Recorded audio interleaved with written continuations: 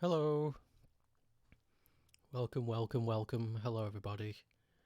Hello, hello, hello. Hello. Okay. Let's get this ready. See what happens. My chat wall. It's fucking crazy. How do I do this again? There it is. It's been a while since we've streamed from the PlayStation 3, so I've forgotten how to do some things. Yeah, it's fine. Whoa, that's huge. There you go. Let's fix that.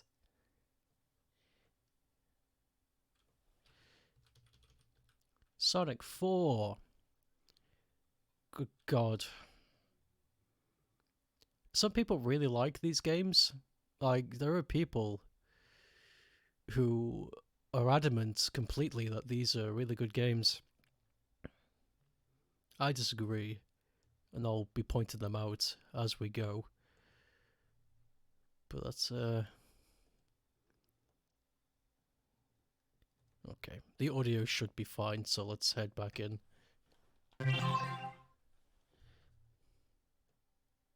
Sega!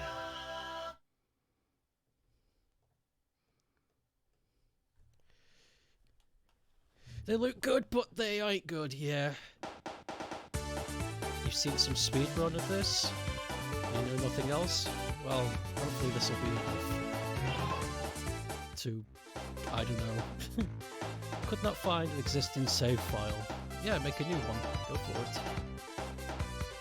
Oh. Hold on. Yeah, there was an echo there for a sec. They don't even look good? They're not. They're glorified.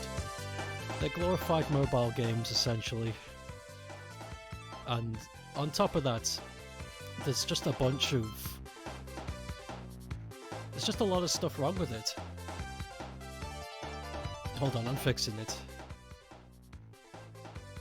How's the audio now? Better?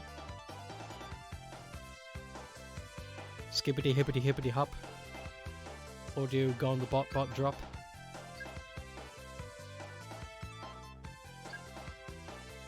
That's better? Okay, good. Let's get into this then.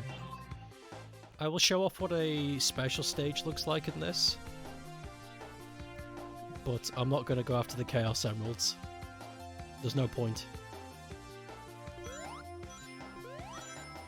Oh, by the way, let me point something out for you. Momentum-based games, yeah? Normally, when you run and let go, there's a bit of a stop. You saw that right there. But watch what happens when I jump at top run.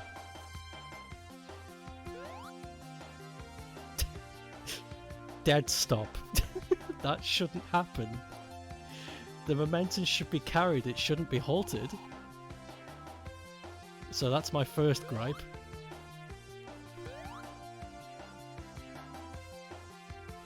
I need a slope. Oh, here you go. Check this out.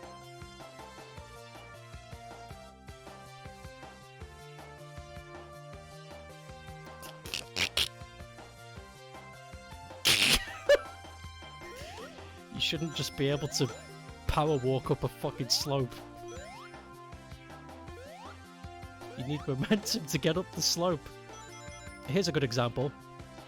You would think in a Sonic game, if you curl up into a ball, the ball would multiply the momentum, increasing speed. Check this out.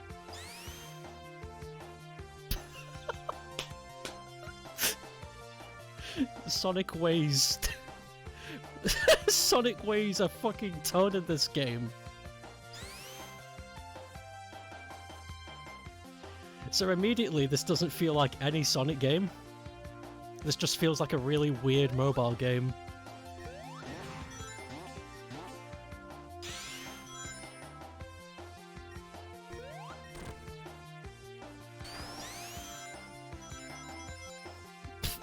Look at this!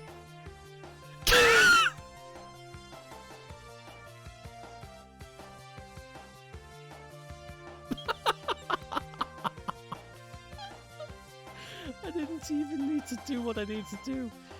So in this game, just running normally, gets you more speed than curling up into a ball.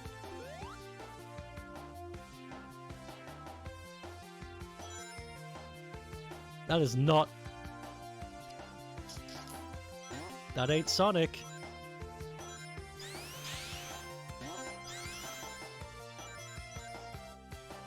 Oh god, this is gonna be hell. I'm so instinctually driven to curl up into a ball after I'm done with a loop-de-loop.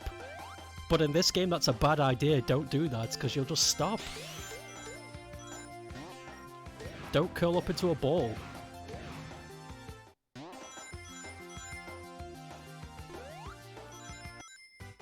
Yay.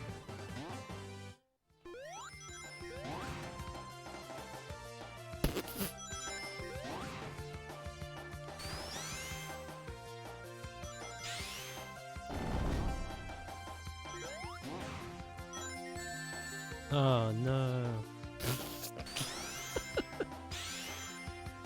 So tell me, why does it throw you out in the open when you're vulnerable to that point? It's just a cheap shot.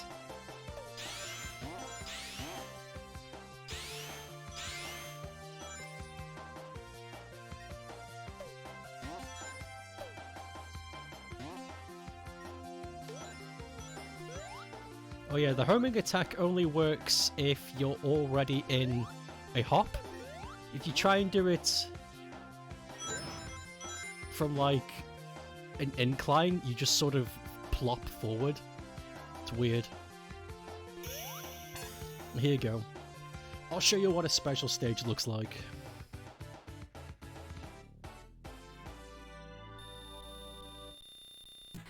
I'm not going to get all the Chaos Emeralds, there's no point. The ending does not change.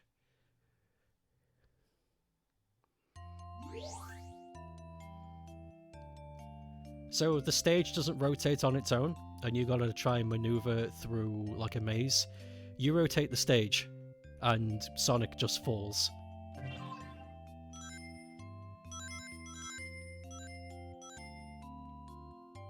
This is just a glorified pachinko machine.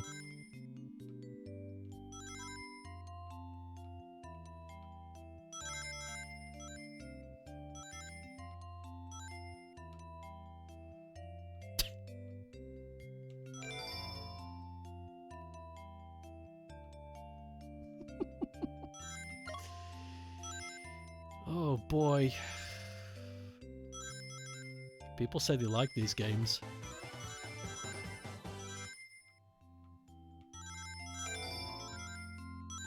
I remember when these came out, everybody was super excited. And then when the games came out, naturally people were upset. But there was a hardcore fan base out there that was adamant that these were something to be defended. From the screenshots, this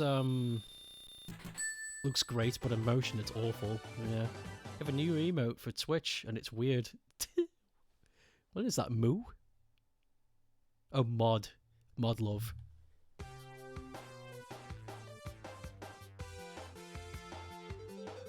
So there you go, that's everything the game has to offer. Oh, and there's gimmicks too! They've introduced gimmicks in this game. Every now and then a stage gets a little something that makes it a little less boring.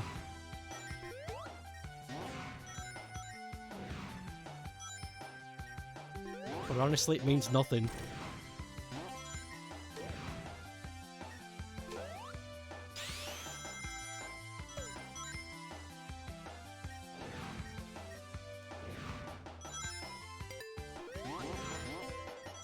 Oh god, that's something too. I forgot about that. Check this out.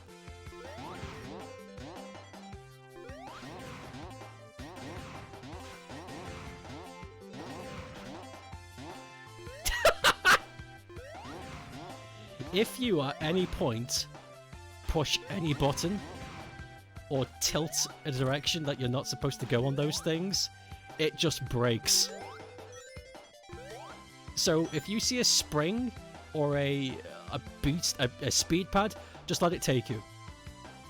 Don't fight it. Because the game will break further otherwise. And that's another one right there. It sends you off into space when you're not in a ball, where you're most vulnerable, and slams you into a wall of enemies. It's just cruel.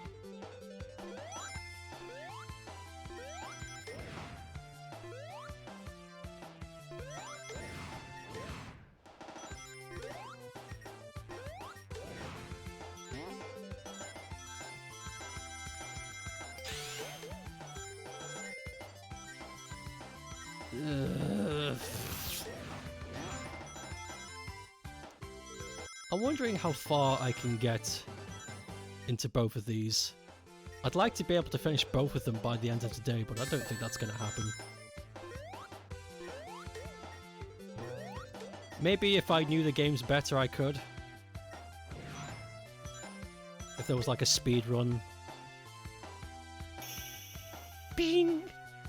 If I like knew how to speed run this game, I probably could finish both games in one stream, but maybe we'll like finish the first one and then begin episode 2.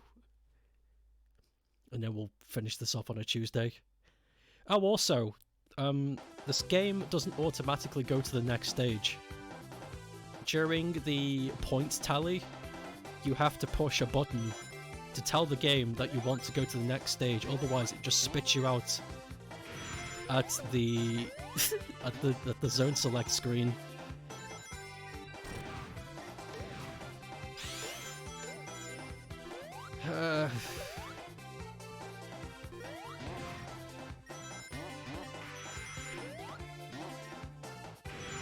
You know what's weird?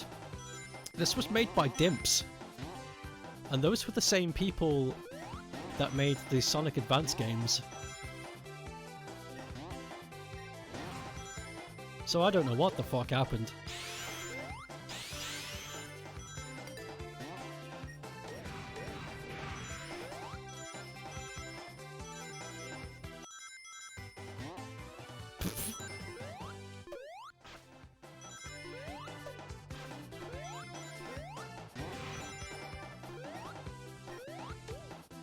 I remember I just got a flashback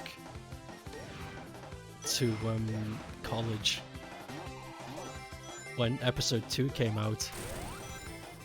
I knew somebody that was head over heels for the soundtrack in this game for whatever reason. But for some reason it was episode 2's Metal Sonic theme that he was like jizzing over. I was like, okay, well, let's take a listen to it then, because at this point I hadn't played it and I didn't care for spoilers, and it's really boring. God, it's boring.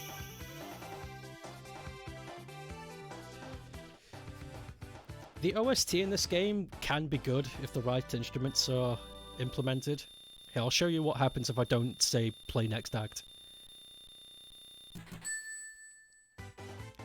The instruments is the issue with the soundtrack, because before the stream started I was playing a remix made by T-Lopes of the OST, and he managed to do a bang-up job.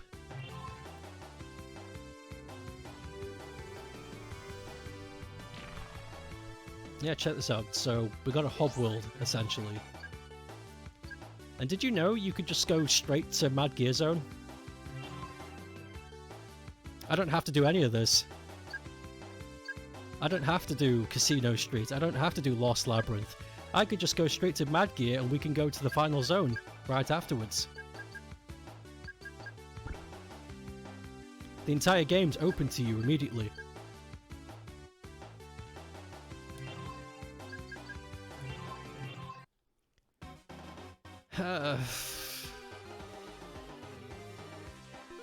I hate it. Oh, also, this music you're hearing, this really weird clown boss music, this is scrapped Sonic 3D music, the isometric game. This was originally going to be the boss music, but they scrapped it because I think I remember the Jun Senoi saying it was slow and boring. So guess what they did? They got the slow and boring music and remixed it and put it in this game. Top-notch idea.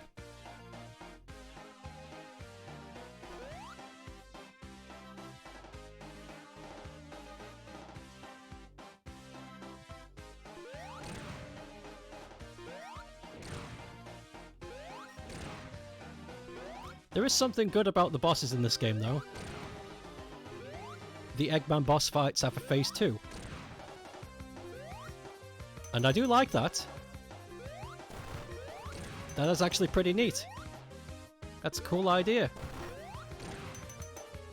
But I think that's the only cool idea in this game.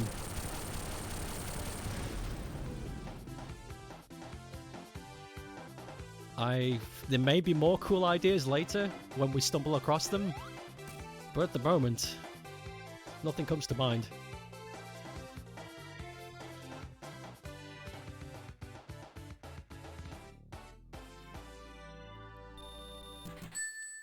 Next act, please. What was I gonna say? Oh yeah, there was big rumors about there going to be an episode 3 to this. And it's true, there was going to be an episode 3. But I love the story to this because it's so like it's so like you asked for it moment. So they released episode 2 and Sega were debating should we release an episode 3 just to like round it up. And instead of just going for it, Sega were like, let's release a fan feedback thing and see what the public has to say. I'm really sad that those servers aren't open anymore. Maybe the Wayback Machine still has them catalogued, because some of the stuff that people said about these games was fucking funny. It was all really nasty shit. So let's see if the public wants an episode 3.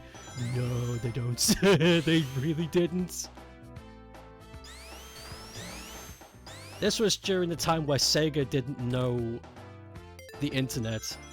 2011, 2012? So people at Sega weren't internet savvy at all. They didn't know that that's the kind of response they would have gotten. Not like now, where they're making memes and shit. They don't give a crap. So that must have been a really bizarre wake-up call. It's like, oh guys, what do you think? This game fucking sucks! And hearing that from millions of people. What did they expect? Exactly, yeah. So, they didn't bother with episode 3. They got the feedback and bailed.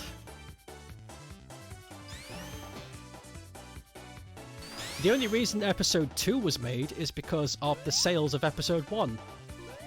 And the reason why episode 1 got sales is because people were excited. They were like, oh shit! A new 2D Sonic adventure, okay. I'm down.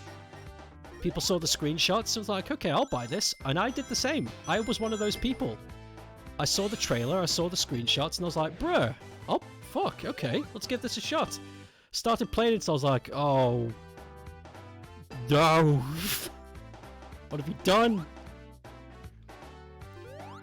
Episode 2 happened because of the sales of the first game, and then I think the second episode got like less than a third of the sales that the first episode got. It was really night and day. Very funny.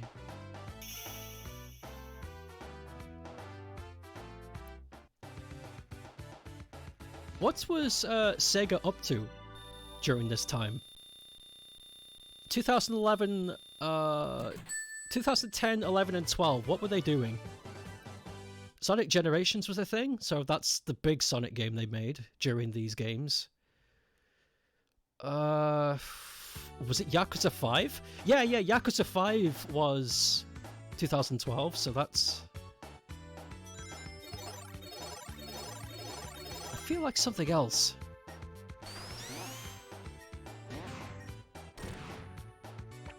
think 2010 was Sonic Colors.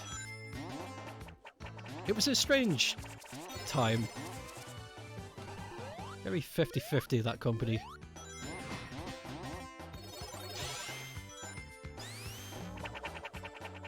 Oh yeah, this game's very on rails as well. What I mean by on rails is you kind of just hit a spring, press the button when you see a prompt, and just let the game play itself.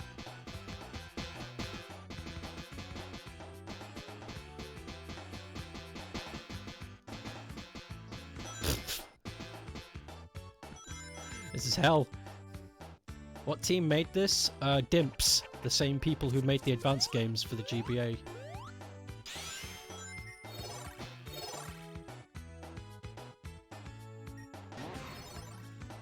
Sega also says apparently Sonic Team helped with this, but they didn't. I remember reading an interview with the Dimps guys, and they were like, they did not help. They gave us the assets, and that's it. Oh.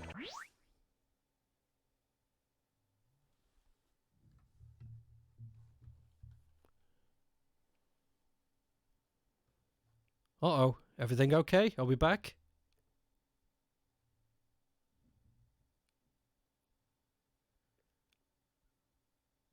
That was strange.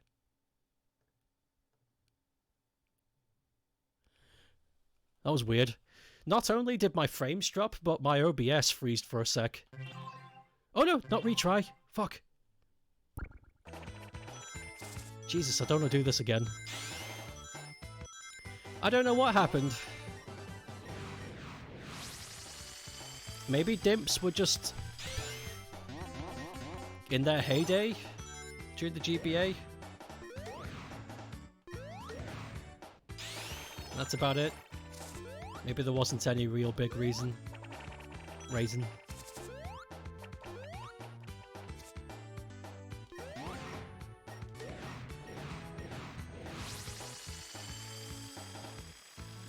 That was a weird chug, but we're back. Yeah, weird chugs be like.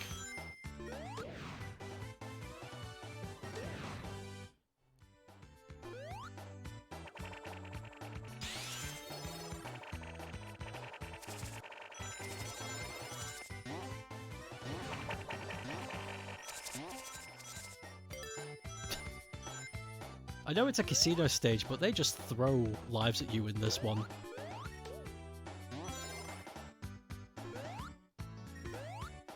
And it's not for a reason either, like, there's no hard bit later, it just did it for fun, I guess.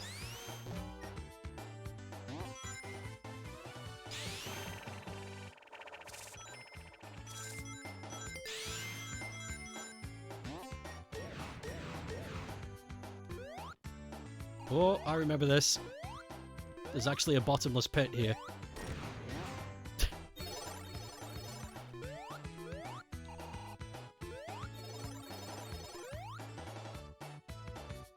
Ugh, God.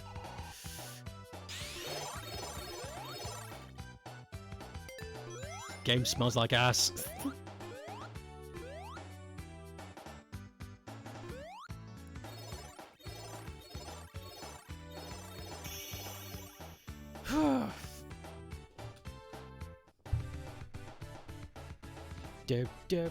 Do.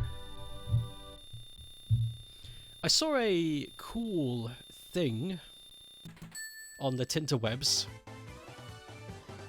Who were those guys that make the What Happen? No, is it What Happen? Or am I thinking of DigiValentine? There's a YouTube channel anyway, you guys can correct me. I think DigiValentine make the art for What Happened, maybe that's why I'm thinking of them. But there's like a documentary released by them, maybe on a different channel. Honestly, I didn't really look into it that much. But the documentary is about a lost character in the original Knights game. And I haven't watched it myself yet because it might just be clickbait, but it's the first I've heard of it.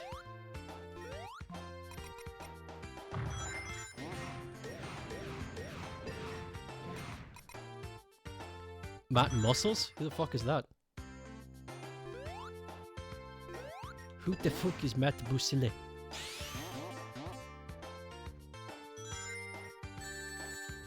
Oh no, the thing is boring. Yeah, the search for self. Yeah. I saw it and I was like, maybe I'll give that a watch, or just maybe I'll read about it on another website somewhere. I don't know.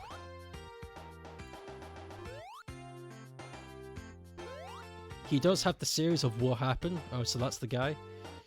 If it was on an hour... If it was over an hour long, you watched it and you liked it a lot. So was it legit then?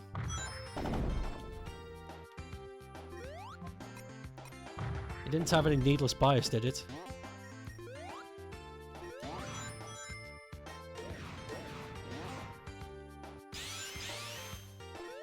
It's kind of what put me off What Happened. I used to like watching What Happened, but then... I don't know, they kind of got a bit YouTuber-y and like... After like every factoid, they'd be like, huh, that's not what I would do. And it's like, I don't give a fuck what you do. I'm here for the facts.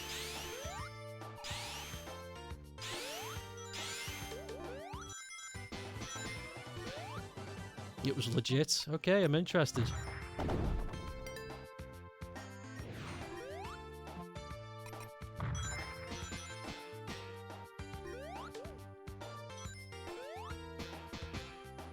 It documented the discovery of the Cut Knight's character and everything the fans had discovered and done to discover it so far. The self video is not made by Muscles, but some smaller name. I think it's Digi Valentine.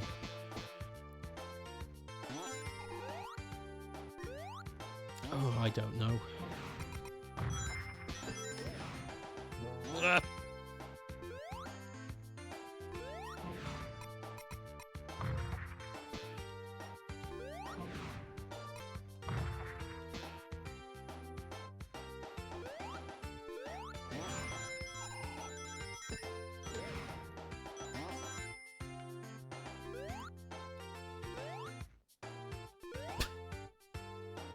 Sorry, I just... Talking about Mega Muscle or whatever his name is. I remembered watching the What Happened for...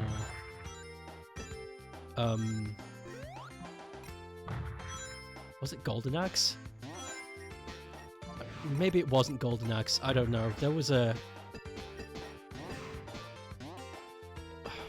I don't know. In case you can't tell, I've got fog-ass fog brain right now. Like, I'm not really able to think too well. I didn't really get much sleep, so I'm not really able to articulate my thoughts too well today.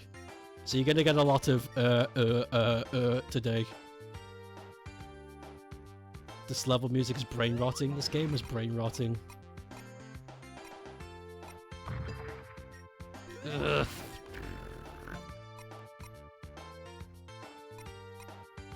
I don't get how people say they can like this.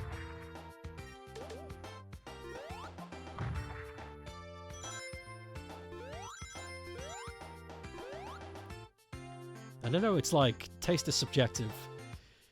Yeah, but I don't like the taste of shit, so how could I relate? Or even say, yeah, I get it.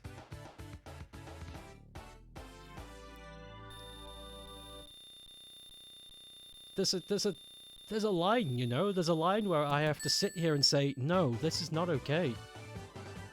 I can't be like, you know what, it is what it is. When I see people sniffing and smelling feces, I go, okay, something's wrong. Something's off. We need to get a doctor.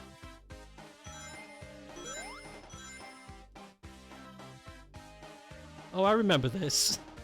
Yeah, check this out.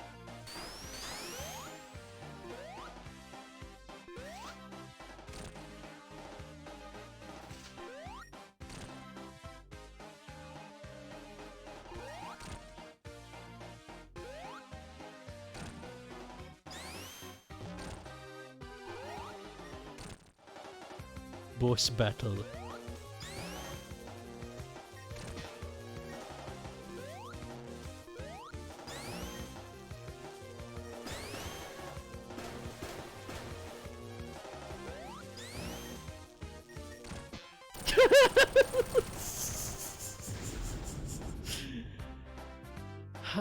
God damn.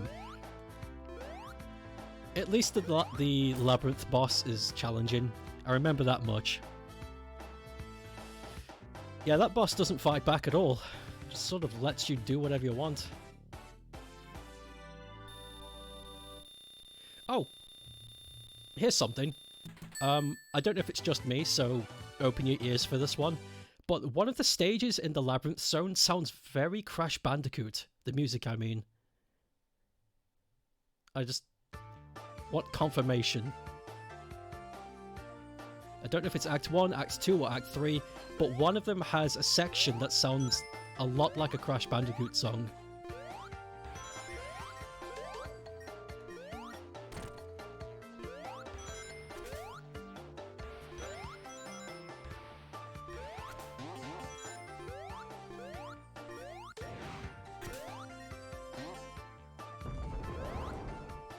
I just remembered, oh god, it's all coming back to me now.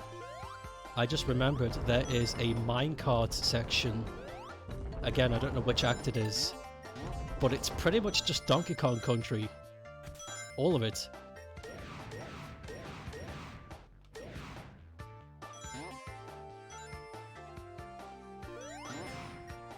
Ah!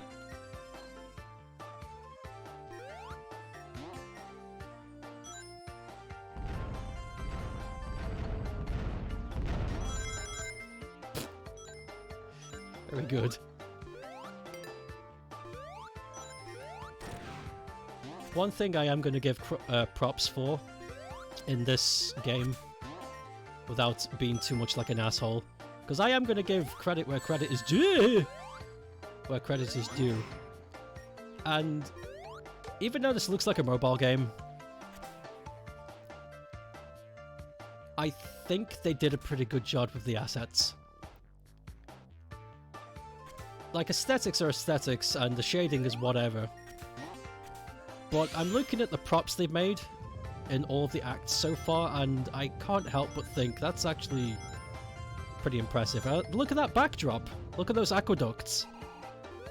It's not bad. There are parts of this game that are like, okay, I can see where the talent is. But it doesn't happen very often. Oh well.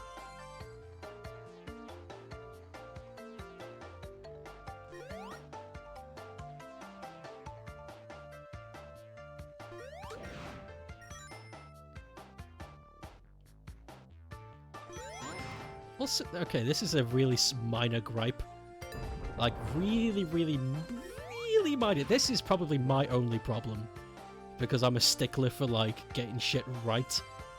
How come when they made the music to this game, they decided to keep the Yamaha snare, but everything else is a completely new instrument?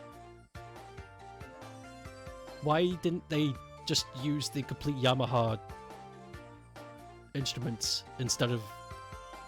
It's really... It throws me off. Because I'm hearing the Yamaha snare, and I'm like, yeah, Mega Drive! And then I hear their...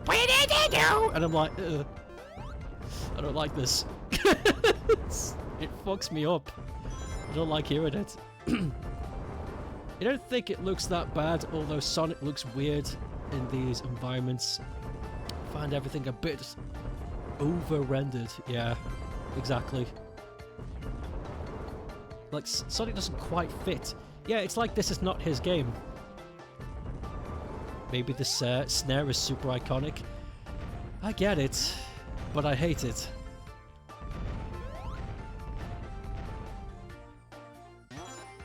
I'm a very all or nothing kind of person. If you're gonna add the snare, add the rest of the instruments. Don't just blue ball me. Ugh. Oh.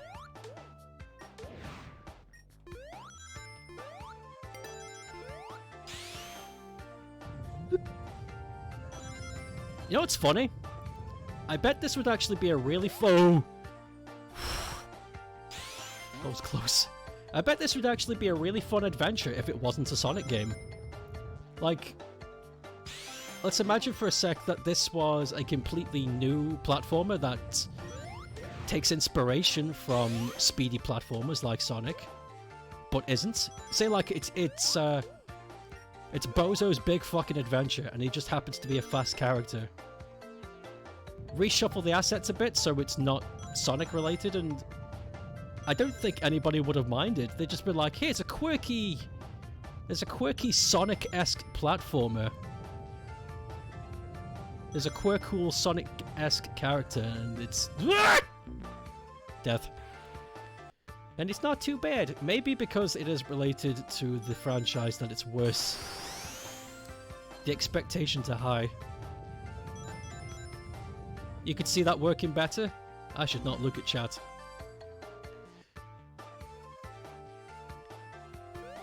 Try this again without being stupid.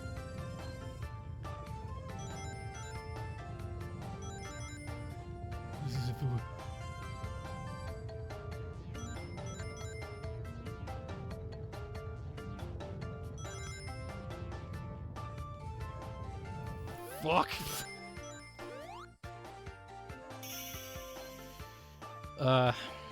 He doesn't even need to be as fast as he is, considering the quick stop. Yeah. Did this work so well as a Kellogg's game? We're collecting Frosties. Oh, I didn't click the go next. That's fine. Just do it manually. Collecting Frosty Flakes. Chocolate cake, Frosty Flakes, chocolate cake, Frosty Flakes, and Fruit Loops.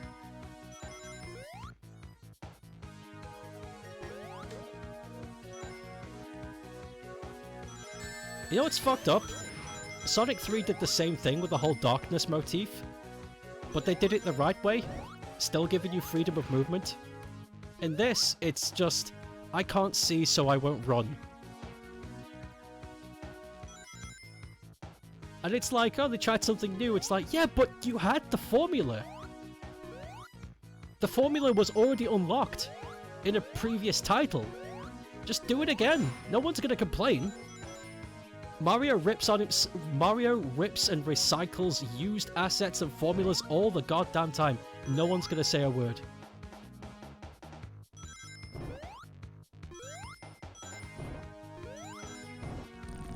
Sonic 3 did have a dark level. When you beat the first Egyptian stage, Act 1, you go inside the pyramid, and there's a point... you go inside the pyramid, and the room gradually gets darker and darker, and you have to relight the room using switches. And then there's a point where you accidentally break open a chest of ghosts. And as the room gets darker, the ghosts become stronger and will attack you if you let the room get too dark. So you've got to like keep the momentum because you don't want to be trapped in the dark, but also you need to manage the ghosts so that they don't kill you. And I just thought that's a really good way of doing it. Oh, here we go. This is the Donkey Kong bit I was talking about.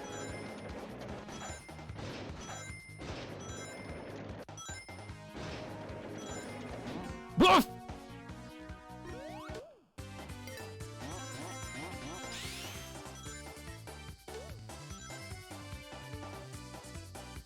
You know what's annoying?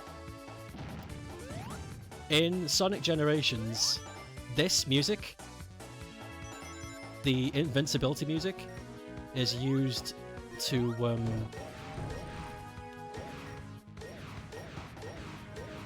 we go. The invincibility music is used to emphasize both Sonics going super in the final encounter. And I remember being really annoyed because I was like, yo, this is really cool! Everybody's here, even though they're not all voice acted by the correct people. It's cool, everybody's here, we're gonna kill the bad guy. And then that music kicked in, I was like, oh, I hate this now. Shit. Not to mention the final boss in Generations is ass.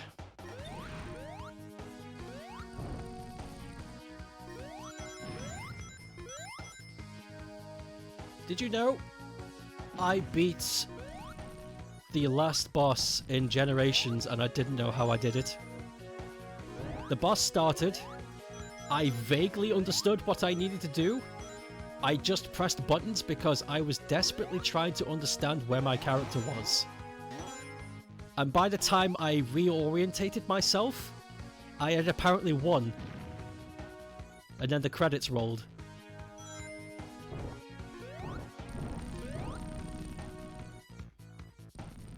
It was a weird day.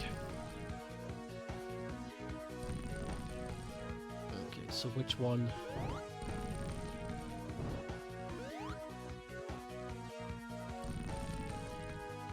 What's an anticlimax? That's what I was thinking! So that one does that one. Oh, that one does it quickly. And that one just blocks it. So I want to do... Blip. Blip. Oh, no, no, wrong way. Yeah, because that retracts quickly. I want to do it the other way.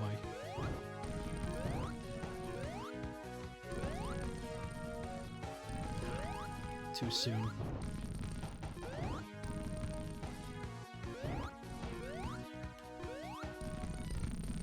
There it is! I thought the rest of Generations was okay, though.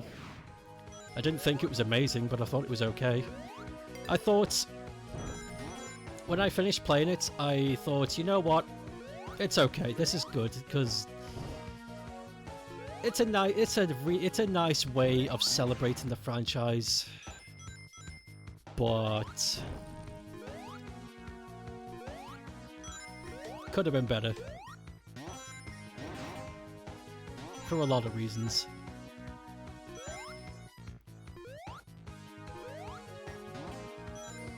I'm not really a big fan of nostalgia drip. It's fine in small bursts.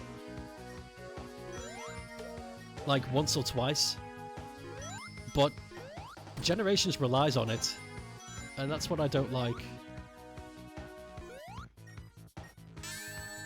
Whoopsie daisy.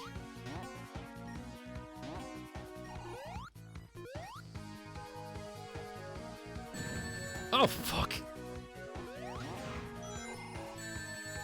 Oh, okay, this is the kind of day it is. You're pretty much done with chores now? Have your lunch delivered? It's a spubby? Fuck yeah. Sandwiches! Do you remember your Pepsi Max?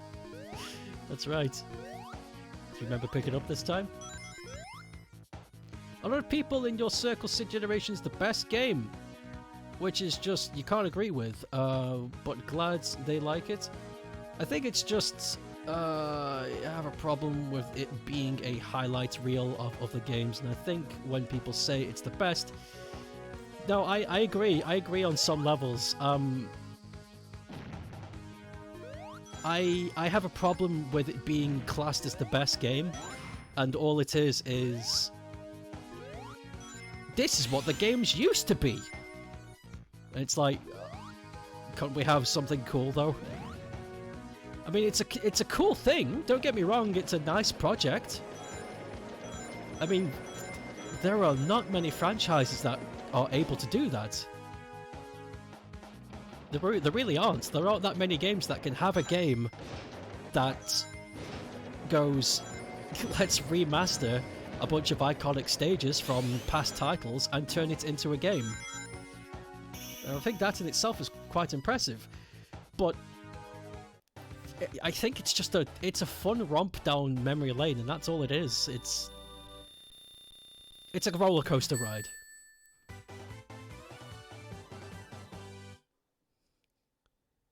It's just weird for you to think of it as the best. I don't think it's the best. But then again, I don't think people should hear what I have to say. I piss off a lot of people just by opening my mouth. I don't have to even say anything.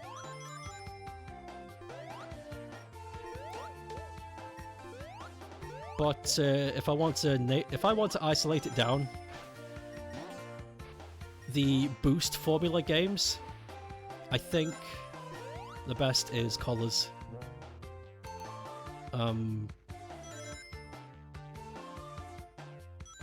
The best Sonic game is Forces. You're right. It is. Unleashed did a good thing by introducing the boost formula because it was fresh, it was new, people liked it. Colors was the amalgamation of them going, okay, people really like the daytime stages, let's fucking go. Let's poop everything we can poop out into this game and make every stage a daytime stage and make it amazing. And then they did. And you know what I like about Colors? The stages are short. The stages are as long as you want them to be if you want to take your time, but if you're faced, they're short. And I like that. I like that a lot. It harkens to the old days.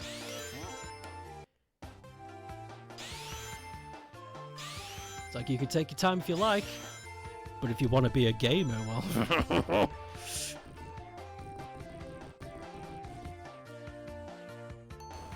But I really play all Stars Racing Transform gamers bitching.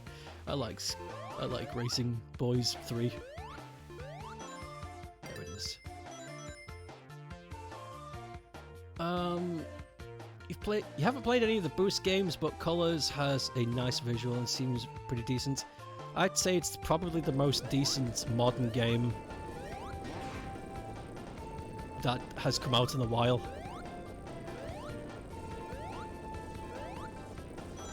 And it's short too, the game itself. It really doesn't require much of your time. You can just blast through it.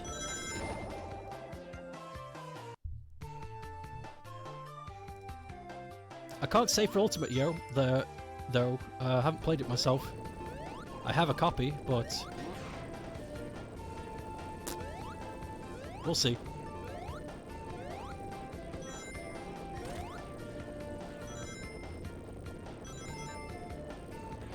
Uh-huh.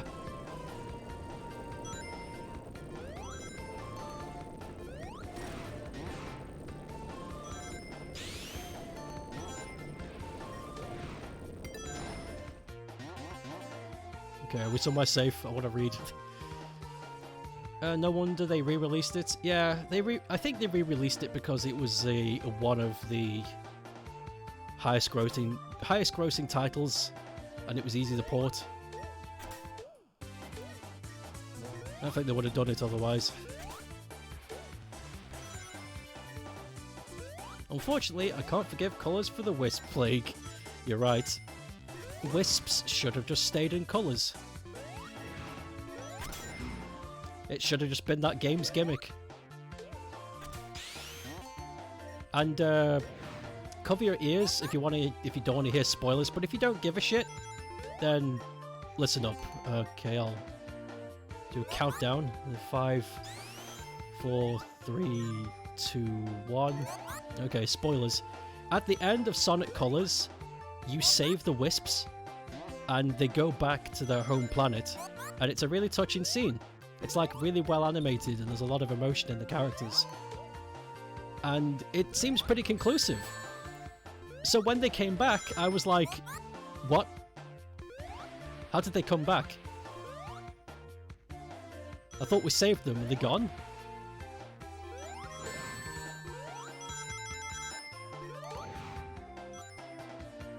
Pissed me off.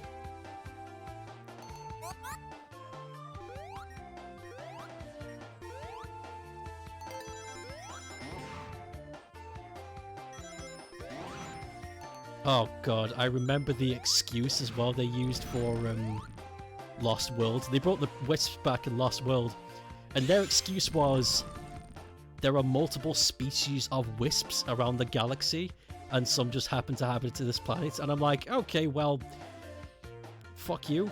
Fired much?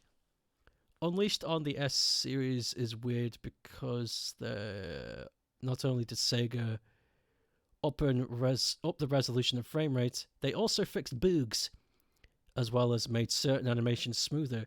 Weird how much Sega put effort into that. It is. I would like to think that they're going to do the same treatment for the other Sonic games.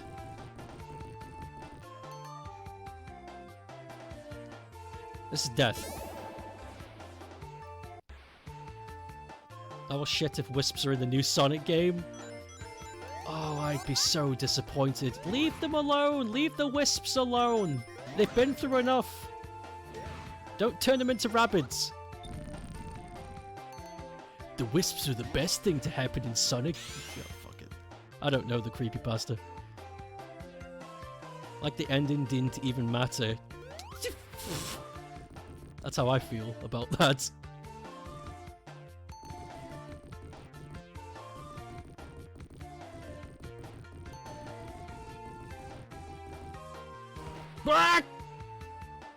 Freedom! You're fully aware of your hypocritic in this because you live and die for Shadow, but... Uh-oh. We're gonna get a big pep paragraph. Pep's patented pep paragraph. Pep's patented peppermint paragraph. Quadruple P. You can steal that.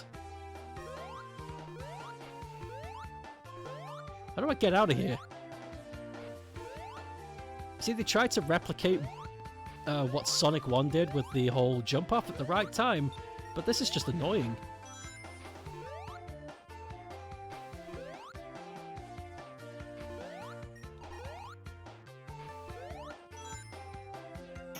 Oh, fucking Christ.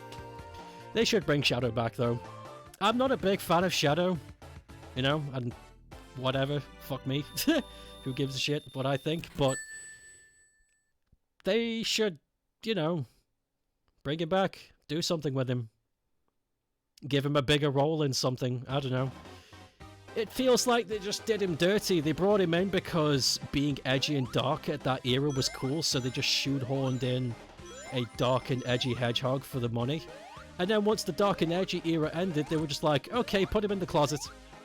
We'll only ever bring him out because fans like him, I guess. It's like, great. I'm glad you guys are still making characters and then doing nothing with them.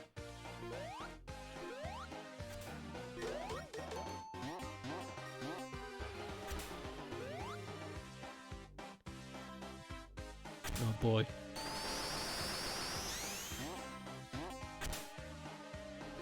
I think I'm gonna die.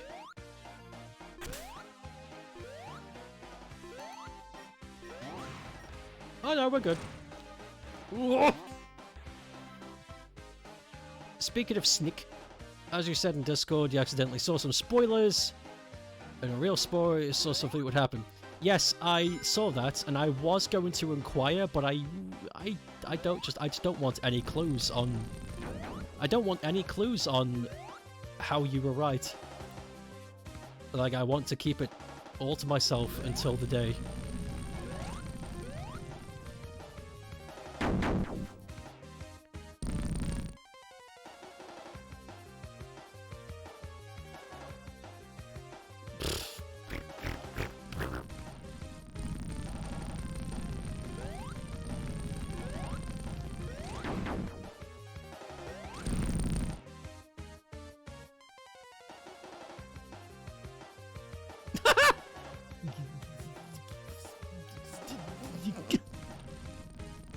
We've got the new Sonic Jam emote, even though I already have one.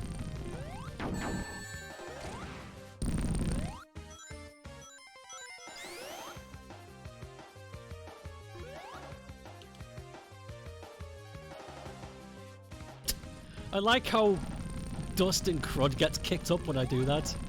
So what the hell's wrong with your shoes, dude?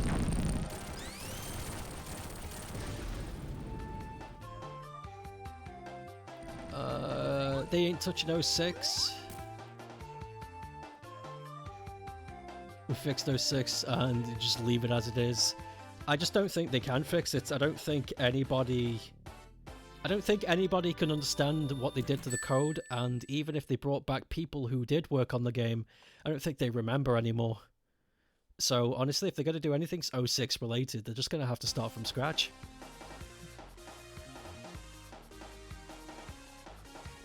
Hey, just a shadow from the bottom of your head, and you got introduced to him through heroes. Initially, your life would be lesser if you didn't have him. You just killed him off for good in O2. I like that they brought him back. It was a clever way, because Eggman had a genuine interest in Shadow. So when Shadow dies in Sonic Adventure 2, it would make sense that Eggman would create robots of him to try and, you know, recapture. I don't really know what he wanted to do, but he made a bunch of them. Made a fucking army of Shadow androids.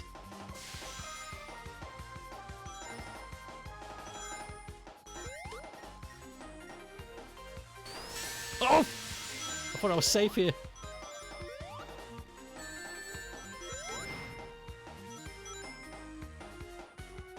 I'm uncaring of spoilers, but I'm gonna do my best to protect Rai.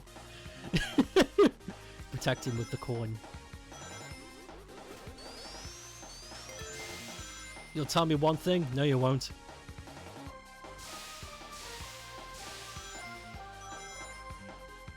Okay, yeah, I didn't read any of that. I skimmed over it for keywords, saw a couple that I didn't want to see. Not reading any of that. I don't want any clues. I am the predictor. I am able to predict with a 98% accuracy. Don't give me any... Don't give me anything.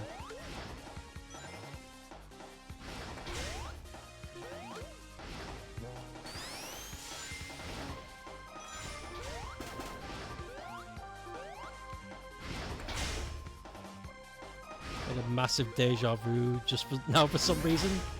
Perhaps we had this conversation in a past life.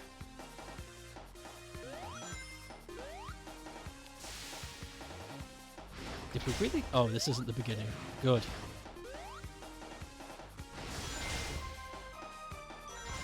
Or maybe it's because whenever we do bring up Sonic, I always have this tone of voice.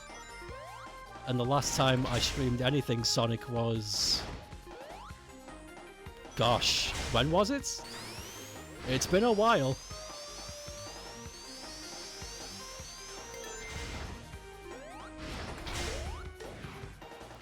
You scolding GW while I tab out to check Twitter. With the old Sonic Horse intense deja vu. It happens way too often. You have a major gripe with Shadow Androids? Go ahead. Speak your mind. You might put something out that I haven't thought of.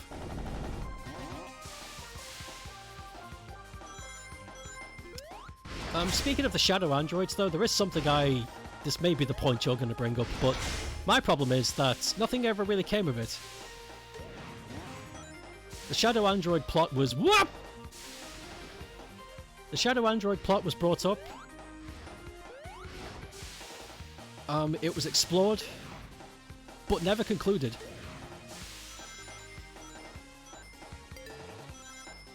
Shadow just kind of accepted that he was an android of the real boy, and he was okay with that. But we never really got to find out why Eggman did that. He never explained it, he just did it.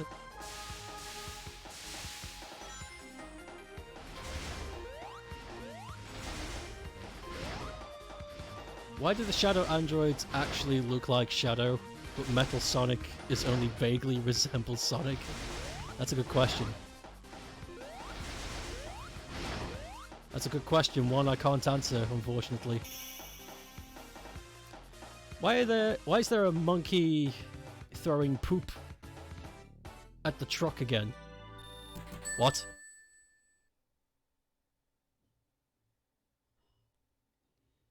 It's back?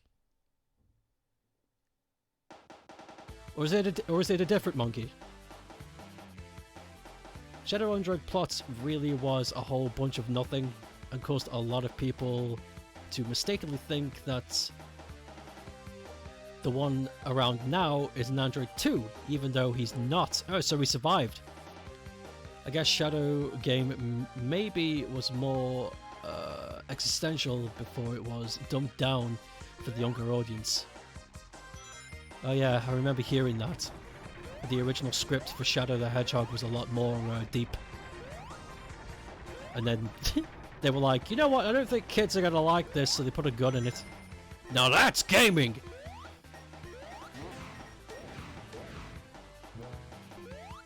He's brought Bigfoot? Fucking call security or something.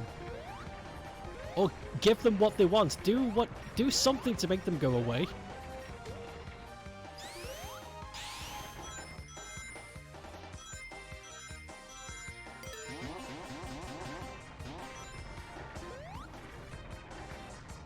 A new age rating was invented, so they dumped the game down for that.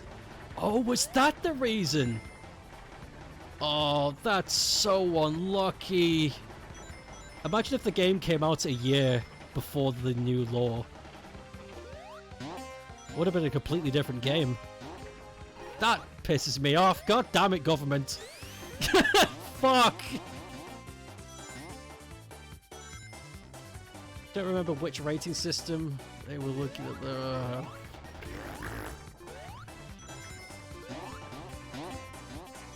By law, you've got to make this stupid.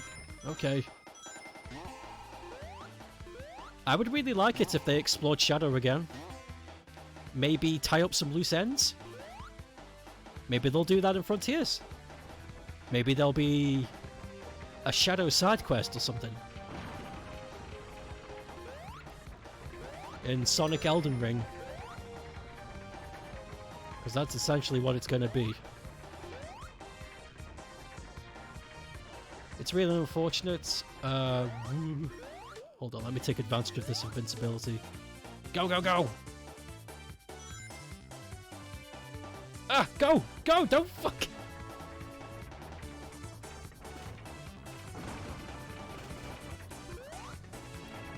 Yes! Oh, good. God, I'm glad. Okay. It's really unfortunate. It would have been really interesting to see how different the original version was, definitely. Since, a Frake, the original intention. I know a Frake is an abbreviation of something, but I'm drawing a line what it means. The original intention very much... Oh, wait. No, I thought I remembered. Oh, as much to create a spin-off for an older audience. Well, they almost did it. He gave Bigfoot a copy of Bigfoot, and now he's happy. A Frake is, as far as I know. Oh, of course it is. Since, as far as you know, the original intention very much was to create a spin-off for an older audience. Oh, God.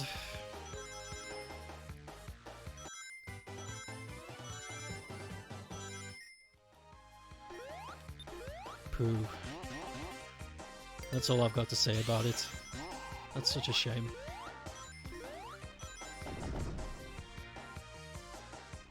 Also, some news came down the pipeline.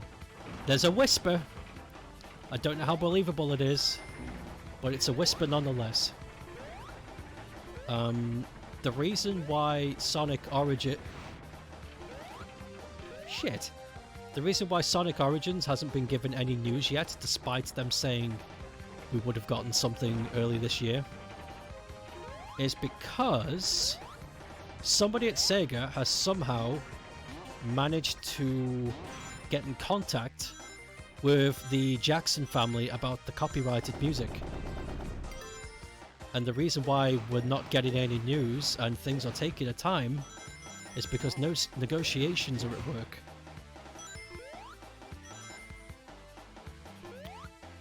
Now, I don't know how believable that is. But if it's true... Holy fuck. Because the Jackson family have been really anal about the music in Sonic 3. Like, unfairly so. So if they've gotten their good side, I'm going to be very interested how they did that. Interesting if true. Damn Skippy. Back in the 1800s and early 1900s, when someone scuppered someone's plans, people would say they poo-pooed them. They poo-pooed. They poo-pooed the briskets.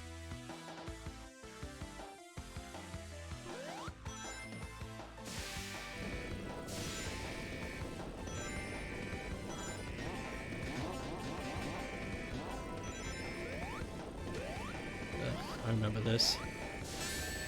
There's a big drill behind me and it's going to eat my ass, so I better move.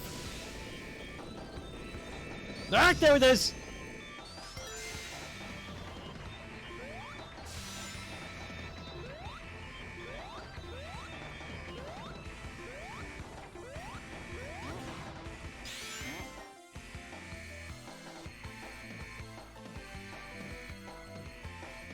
Ooh.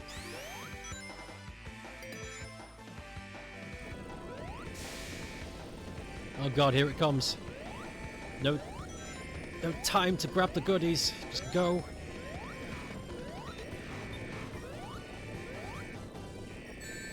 Oh, that's mean.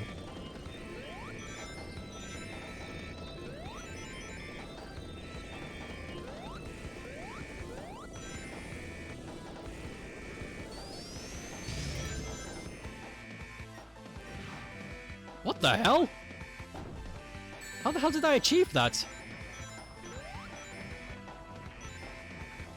That was a complete accident. I can't take credit for any of that.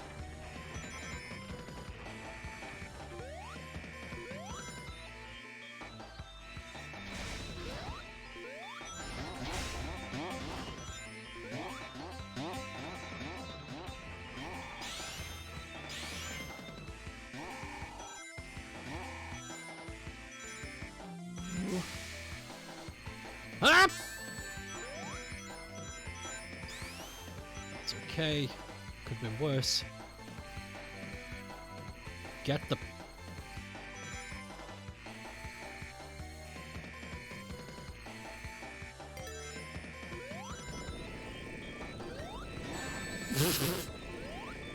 Well, shit.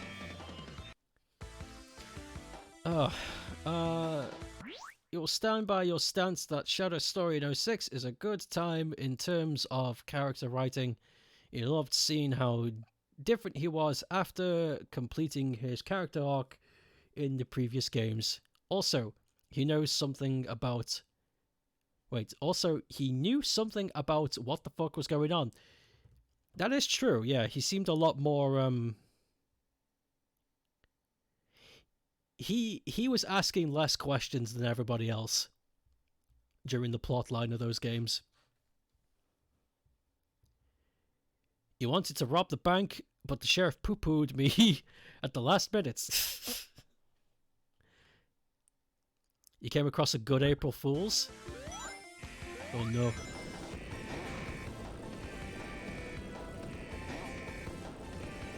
I can't trust anything I see on the internet right now.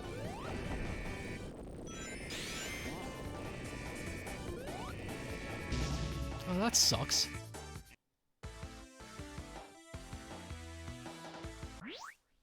Let's take a look at this.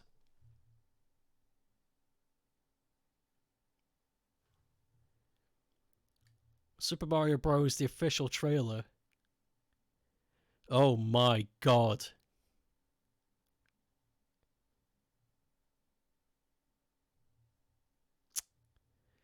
It's the trailer for the old movie. That's good. You know, I've only ever seen that movie once and it scared me.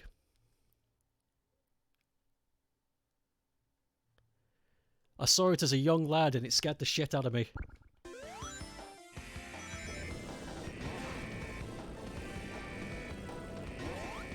There's something about that movie that was very uncanny. If you've never seen it, it's a fun watch. if not for the context matter. I did it again.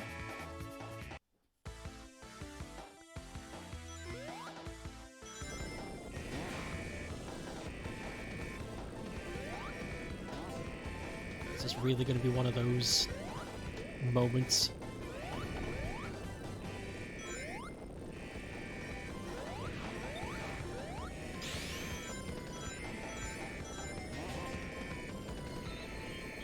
Oh my god, this is...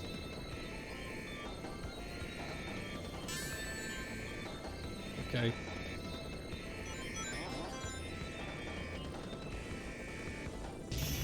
Oh, it's over, thank god. You got an April Fool really good earlier, to the point where you nearly cried. Oh no. That ain't good.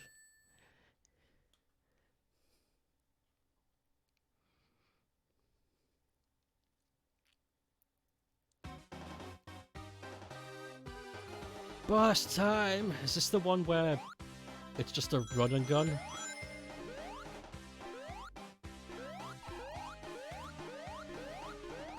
Oh no, it's this one. And its craft is ridiculously huge for some reason.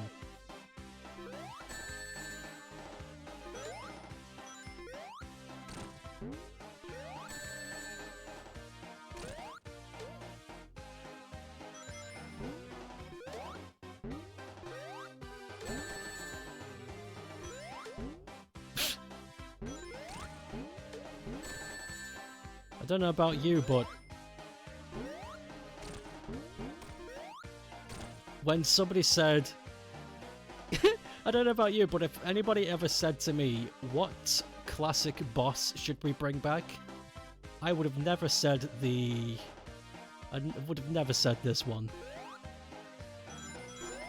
So it's gotta be somebody else. I thought it did.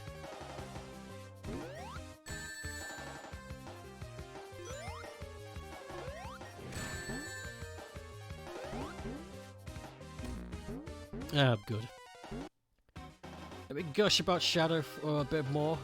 There's a really good character moment in 06 in the context of his past appearances, because in every game previously he's been having an identity crisis.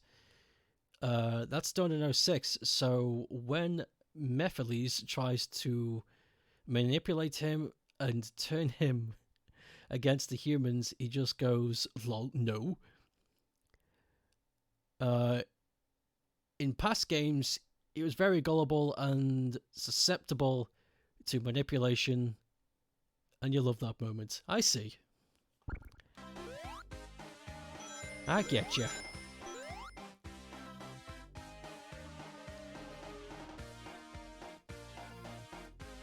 I'm not gonna lie. When I saw Mephiles for the first time, I did laugh. Because to me, it felt like a Kingdom Hearts moment.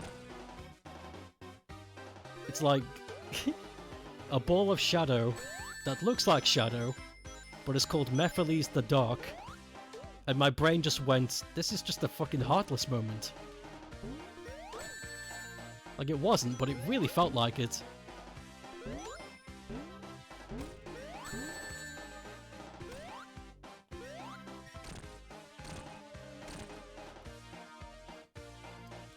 Someone had made a really convincing Dark Cloud free announcement post, and you were near hyperventilating with excitement. Well, it turns out it was just April Fools. You forgot it was April Fools. So you deflated.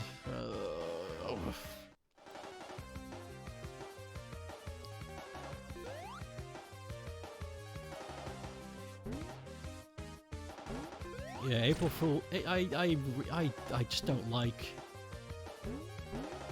I really don't like April 1st in the game sphere. It's awful.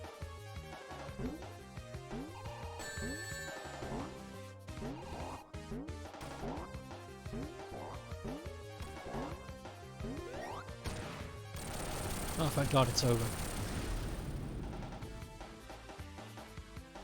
I like it when people do deliberately fake shit, that's funny. But don't use it to... reflect your talents. It just makes people sad. You don't think your first reaction to Mephiles... You don't remember your first reaction, but I think always found his full name silly. A design or whatever. At least he's mostly entertaining to watch. Yeah, they didn't try to do anything more with him than they should have done.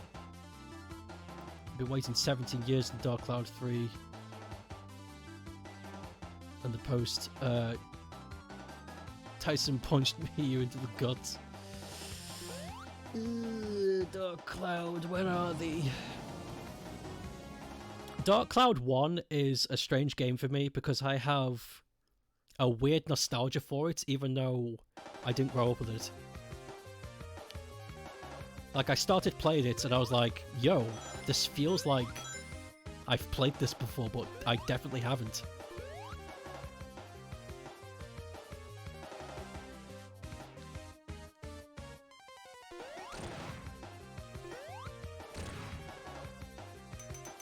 Oh shit.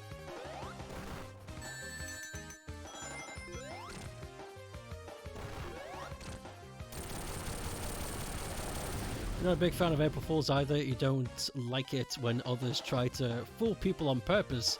Jokes are fun. Those aren't. Yeah, I like the jokes. But I don't like it when somebody spends 3 years meticulously crafting the most surreal experience that you could ever believe and think it's real and just crush somebody's dreams. That's not funny.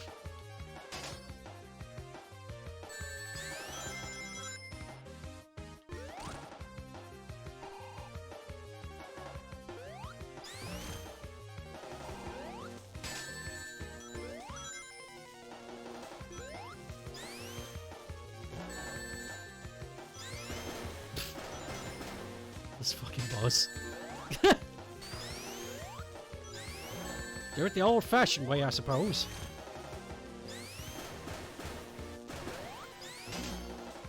Dead. Yeah, not the first person to say that. It's got a weird atmosphere. Weird in a good way, though.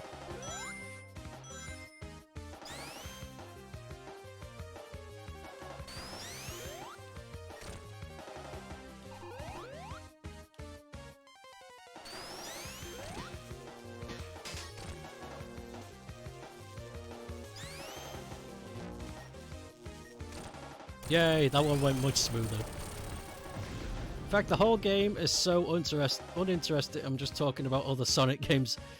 This game is really boring. And I said that. I warned you guys. I warned you guys for an entire month that it was. You didn't believe me.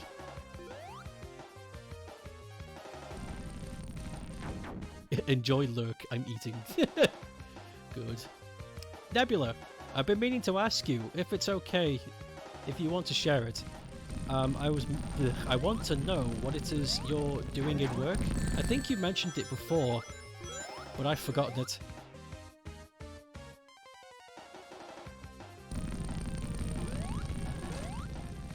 Because in my brain, I imagine you at a harbour and you're like hanging out with salty sea captains.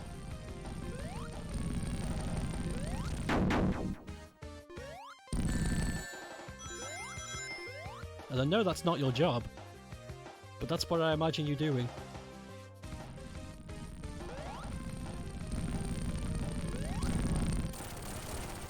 It doesn't look awful bad or anything, it just looks super mediocre. Exactly! It's just boring.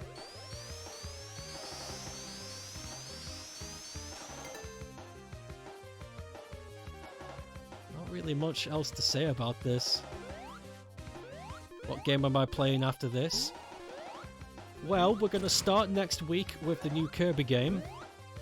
And then we're going to rotate that with Asura's Wrath. Because it looks like I might actually finish both games today.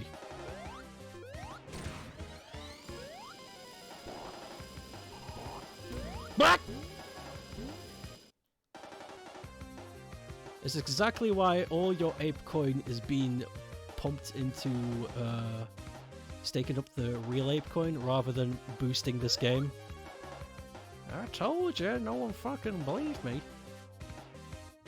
This thing really give me no rings? The fuck?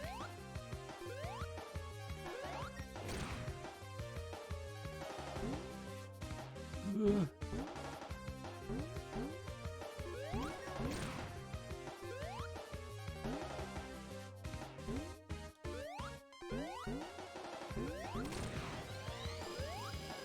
Concentrate. Yes! Okay, good. He just like to enable me when he sets up the community point goals. Yeah, true. It does make me do stuff that I wouldn't otherwise do. Because if this was up to me, I wouldn't have played these. I was curious if other people wanted me to play these. And it looked like it was.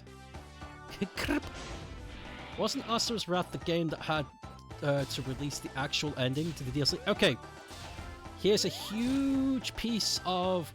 It is controversial, yes, that did happen. But here's something that even I didn't know. You could actually unlock the true ending without the DLC, but the thing is, nobody actually knew how to do it. Nobody knew how to do it until an entire year after the DLC was released. Which is why Capcom released the true ending as DLC, because they noticed that nobody had unlocked the true ending. So they were like, oh fuck, these guys are missing out. Did we make it too obscure? Let's just give it to them for a price. Oh god, silly bastards. They really shouldn't have done that. Oh Capcom, you sillies.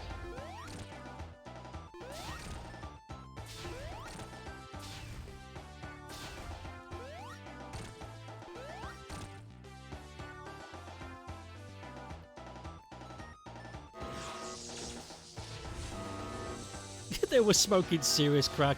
Yeah, Capcom were weird. They're a lot more stable than they used to be nowadays. But back then, they were weird. They had some weird stuff.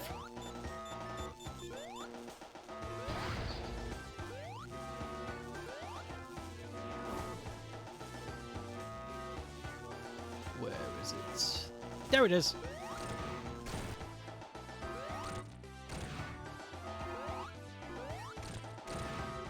There we go, you can get 4 hits in.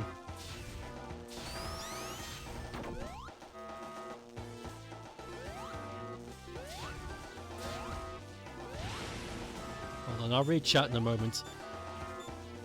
There's actually a really cheap thing that happens in this game with this boss, and I hate it so much. The last hit of this boss, you have to hit him, because if you don't, then the entire arena goes bye-bye, and you have to do the entire fight again. They tried to replicate the Egg Viper thing, I think, from Sonic Adventure 1, except they did it in a really fucking awful way. You'll see what I mean in a moment.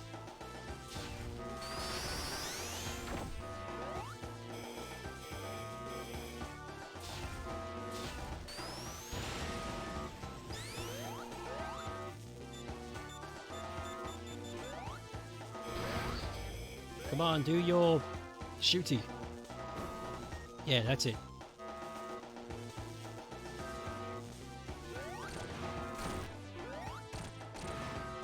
Come on, we'll get 2 more in. There it is. Is that enough? Are we done? No, we are not done. Fuck's sake. This fight goes on forever.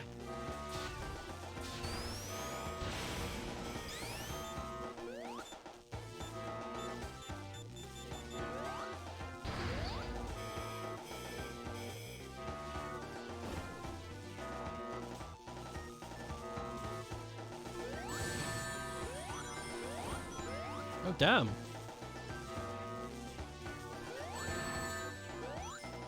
Really? Well, okay then, fuck. I guess those just didn't register.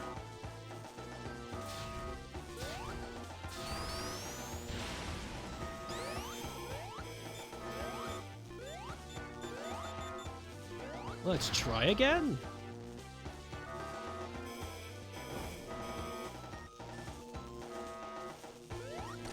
There it is, better. Come on, do the crazy thing. Okay, here it is. Jump! Hit! Run! If you don't jump, he stuns you, and then there's not enough time to hit. You can't hit him after he stuns, because he's got a small invincibility frame. So you have to wait a second or two, then hit him, and then you gotta run to the right. If you don't run to the right, the platform will fall, and you'll die anyway. What a cheap fucking boss. Anyway. You think you watched what happened on Asura's Wrath? A streamer you regularly watch is a big fan of the game, and you spoke of it at some point? Yeah, it's good. What did you need to do to unlock the secret ending? You needed to get S rank on every stage, on normal or higher, and I think you also needed to there was another criteria. Like, it wasn't enough to get S rank, you needed to do other things too. You needed to be a real gamer, essentially.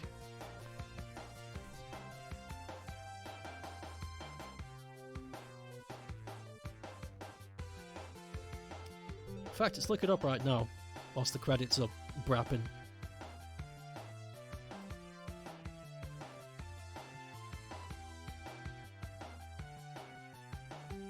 Have you ever asked about my history of Kirby before? Like, which games? I think we've spoken about it, but not extensively. The first Kirby game I ever played was around a friend's house, where I played Kirby Superstar on his Super Nintendo. But the first Kirby game I owned and played for myself was the GBA title, Nightmare in Dreamland.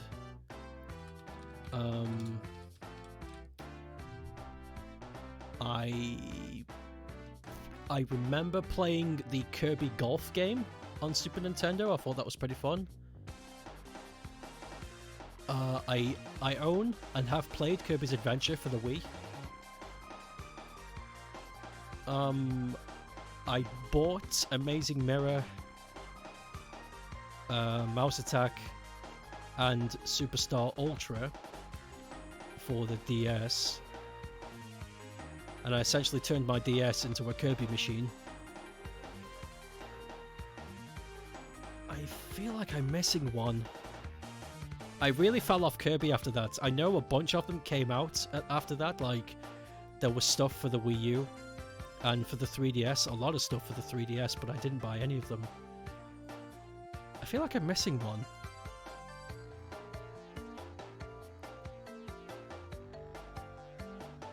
Hold on, let me... Kirby games. I feel like I'm missing one. There's definitely one I played that I've just forgotten about.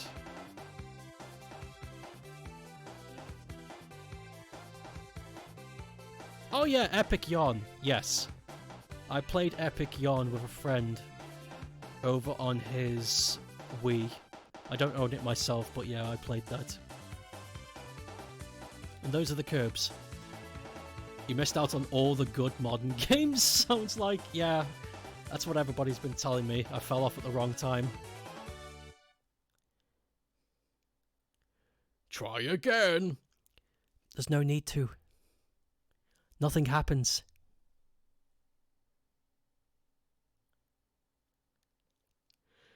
So no modern mainline Kirby games that'll make Uh, Forgotten Land's more interesting to watch.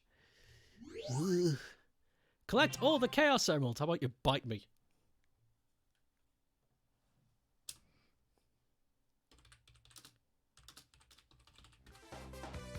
We did it!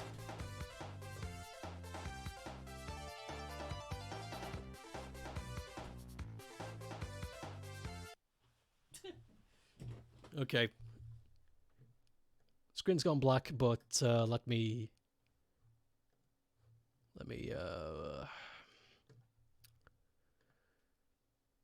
get the thing open so we can find the criteria for the next one.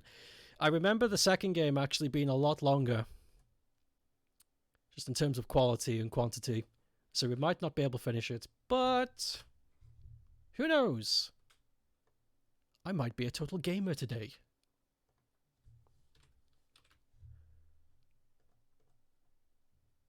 There we go, updated, easy. Turn my machine back on. Beep.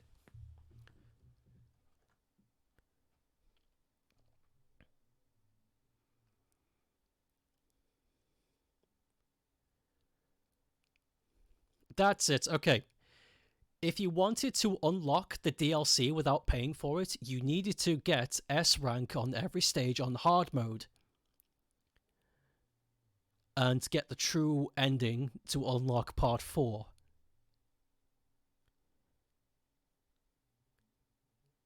But let me see. I know there's something else.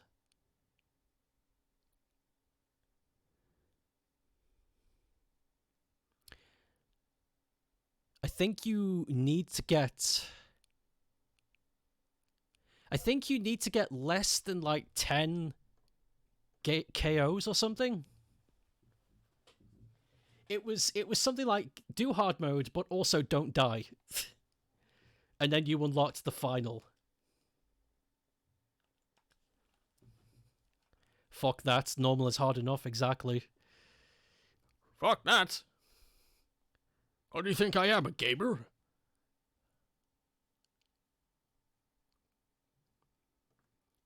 Okay, where's the image source?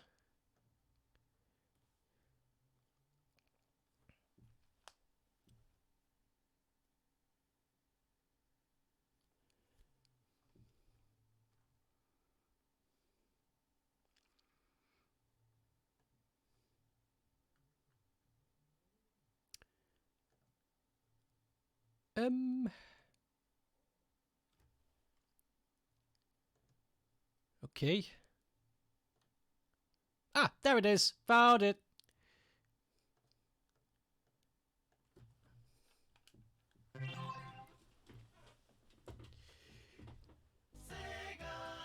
Do you have the secret ending of the DLC?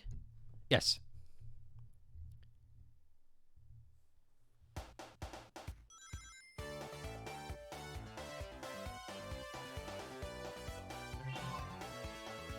No file existed. Let's go. Oh yeah, Tails is in this, by the way.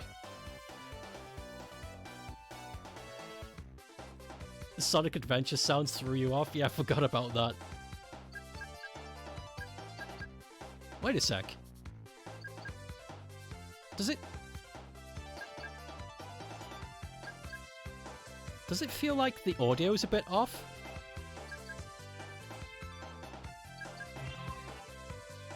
Yeah, it's a bit late.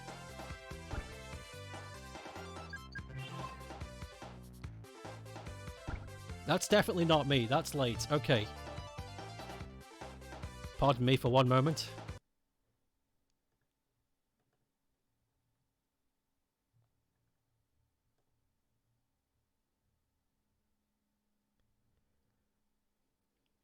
Let's try and fix this.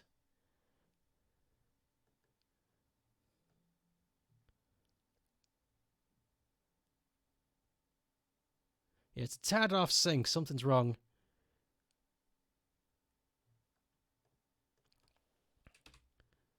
Something went bad. Something went goo goo goo goo bad.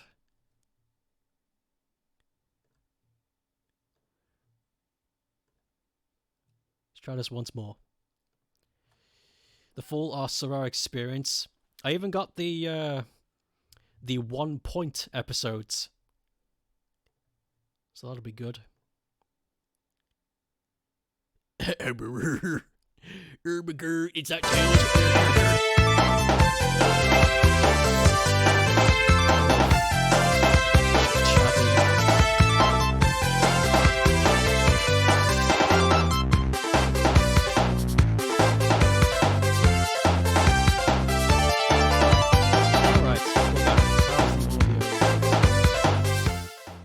I just realized. Yeah, sorry, I just realized. Yeah. Oh my god, I am so sorry. Fuck.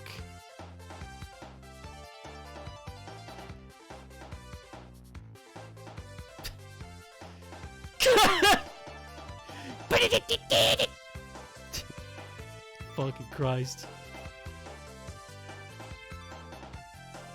Thankfully you were grabbing another hot dog from the kitchen. Yeah, you escaped that. Holy shit. You backflipped out of your chair.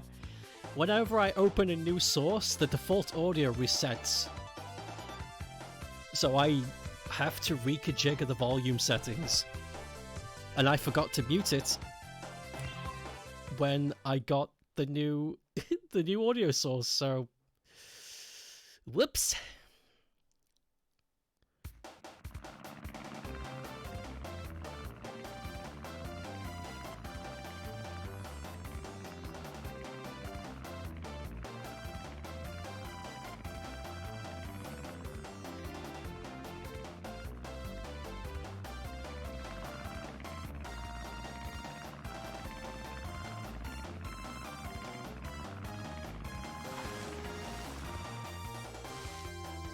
Played action.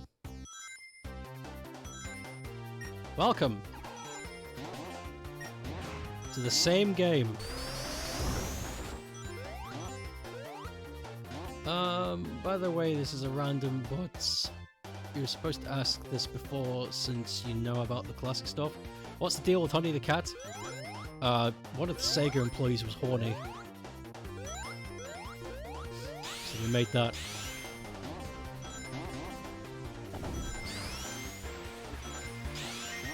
I know that's an awful answer, but that's essentially it.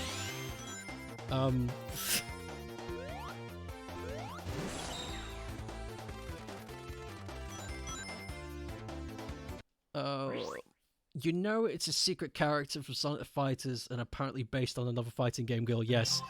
There is a... Wow, the spin dash is loud in this. Holy shit. There's another character... There's a character called Honey, or Candy, depending on regions.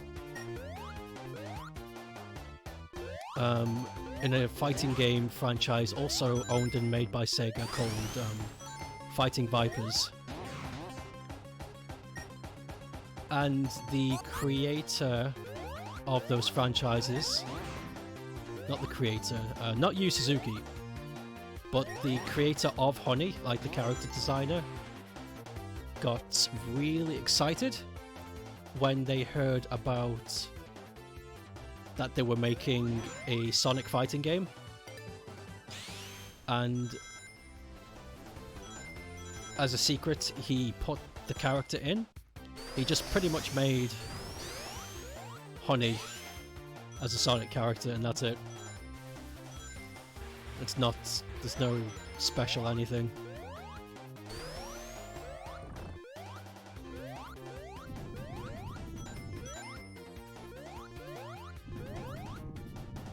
The best Sonic game is Virtual On. What the fuck? That's...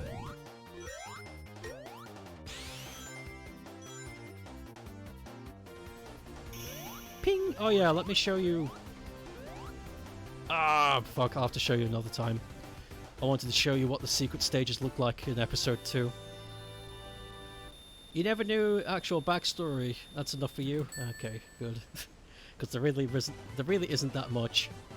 I remember watching a YouTube video where they were like, "What's the deal with this character? Holy shit! What mysteries?" It's like, it's not a mystery, the guy was just horny. He was horny for the character he made and he wanted to stick it in another game. Fuck. Sometimes people put way too much credence on anything. It's like, there's nothing to think about here.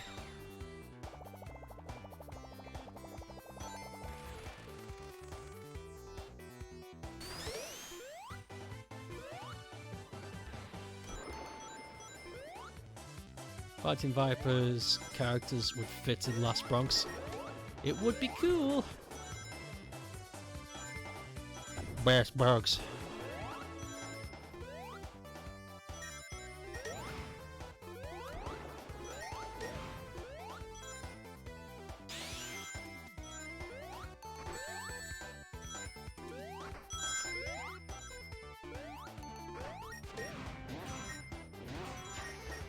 Imagine starting your new Sonic game off with the water stage. That's weird.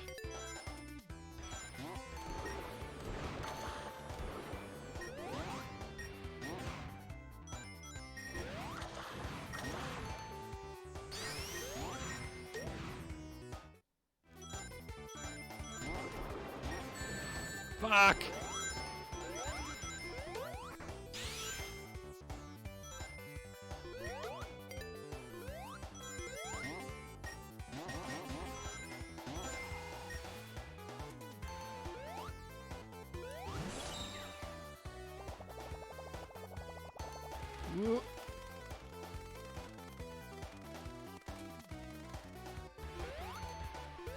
No!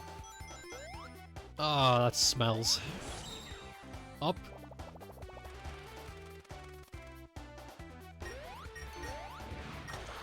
Down!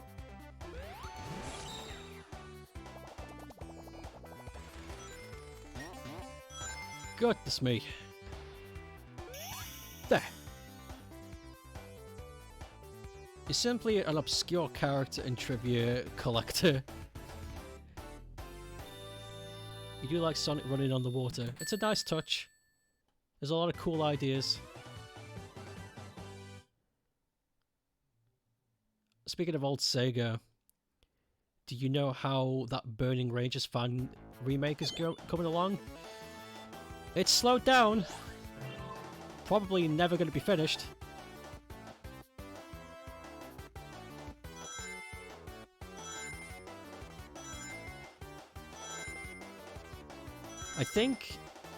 Honestly, I think the reason why development of that game sped up the way it did was because of Sage. He wanted to get it out for Sage just to be like, look what I'm doing! And then not much else. I wouldn't be surprised if we never see anything about it again, which is a shame.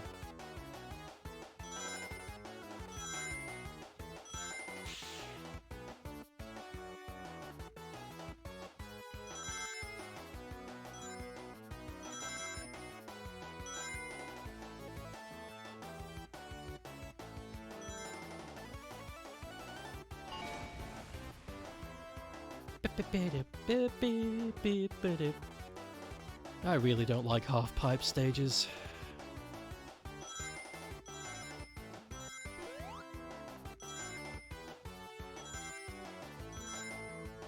I just think they stink. I think they really stink.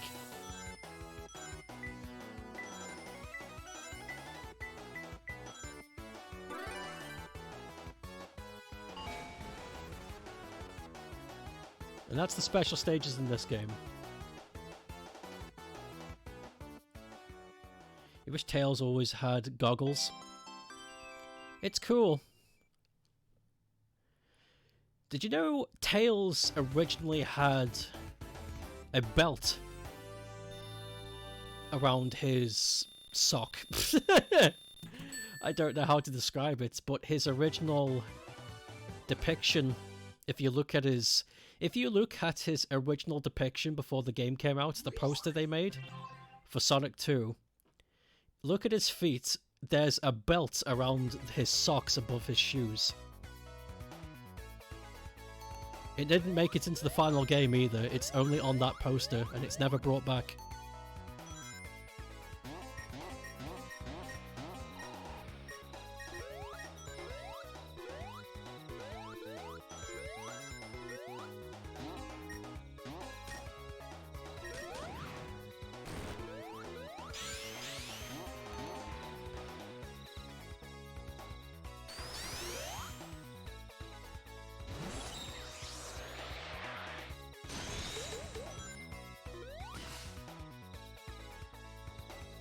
His Sonic Heroes flashbacks. Ugh. Sonic bimbos.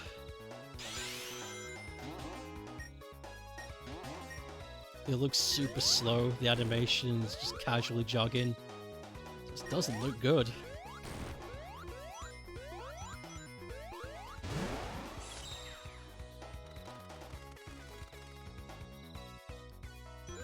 Oh, forget it.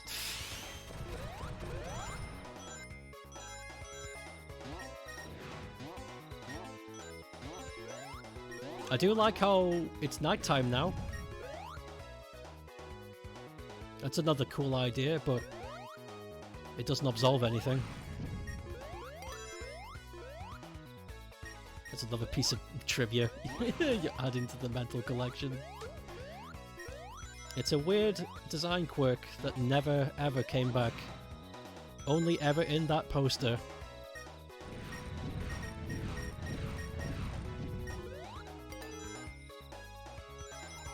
But the Tails with goggles is fun though, that's fun. It was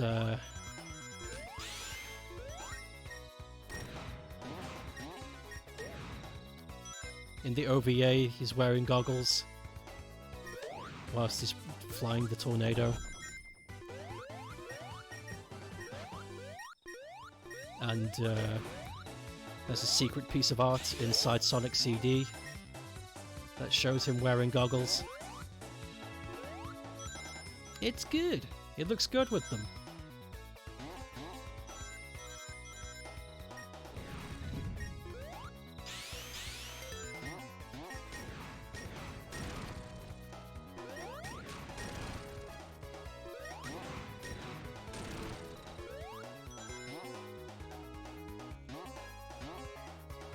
Speaking of design quirks, what do you think of these shoes? What are those? Sonic's character's feet, why?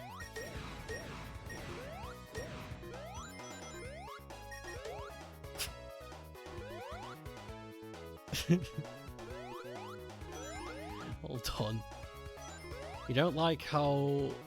You don't like the blob feet and like two-toed like in Sonic, but I don't like the idea that people are trying... I don't like the idea that people are desperately crawling over each other to try and get rid of Sonic's shoes and gloves so they could see what his hands and feet look like.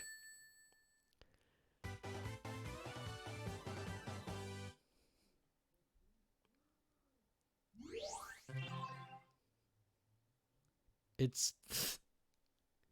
I'm quite happy.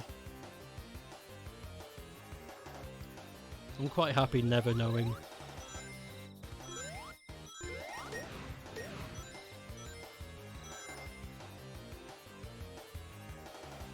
Did Sonic Feet mentioned? It wasn't me! It was Pep! She acted the Mickey!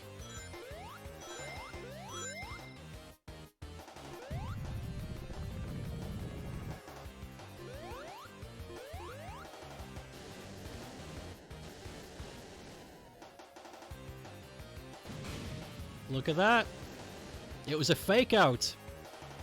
You thought it was going to be a rehash of the Aquatic Ruins boss, but in fact, whatever this is.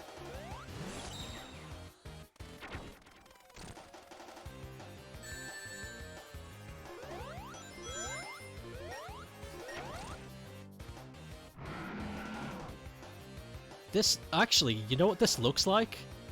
I really, really doubt it because what an obscure reference that is. But this looks exactly like a boss fight from Astal for the Sega Saturn.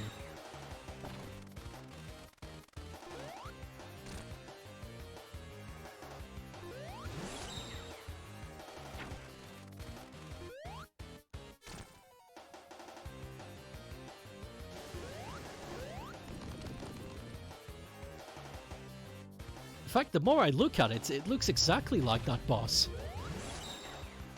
There's no way.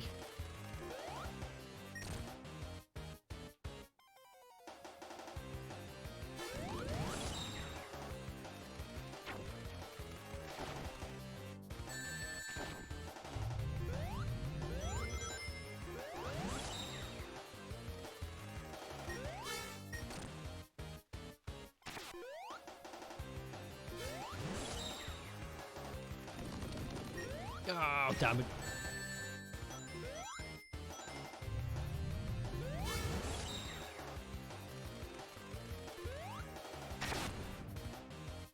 Ugh, are we done?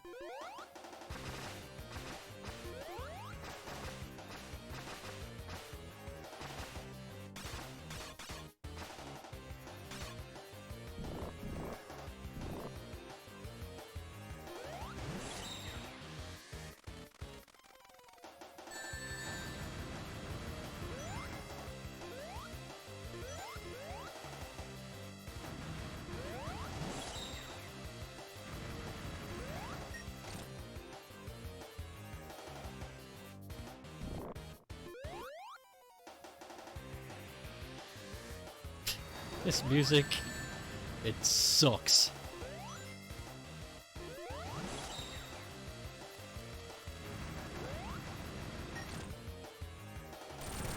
Oh, it's over. Thank God! You know, it's weird. Big blob feet are inoffensive, even though paws would be better. Forces avatar split toes.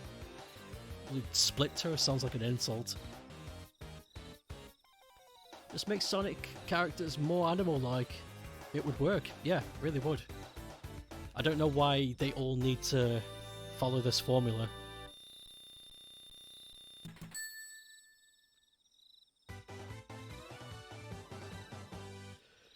Boss copying? I'm gonna look this up later because I didn't notice it originally, but that did look an awful lot like the plant monster boss from Astal.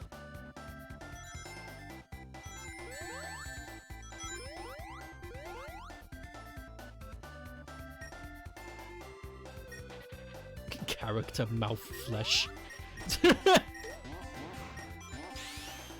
Oh, good shit to say out of context.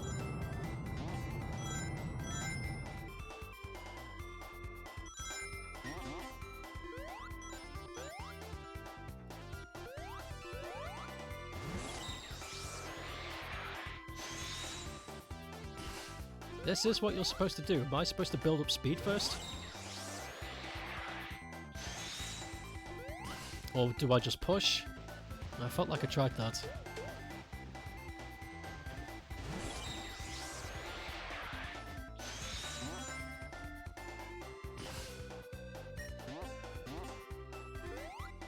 I feel like the key character looking like the Sonic characters in his eyes and attitude.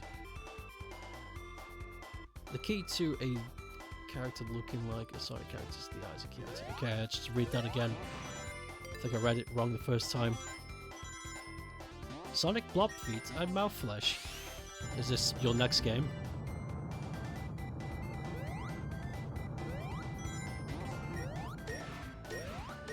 Is this the next Raimani fan game?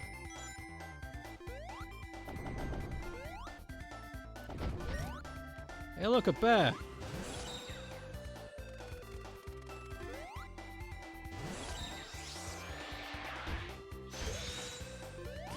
Got him.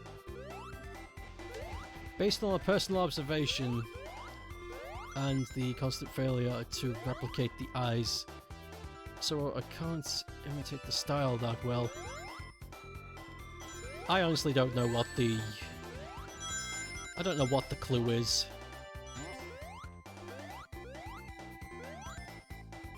And I don't think Sega knows either. Because there's a lot of scrapped Sonic characters that look god-awful. And I think the ones we get are just the ones that didn't go in the bin.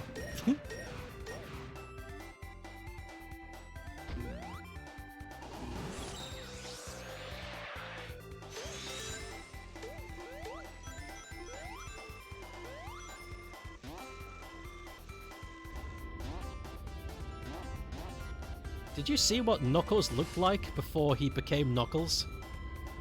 Yo, snowboarding, what? Uh-oh.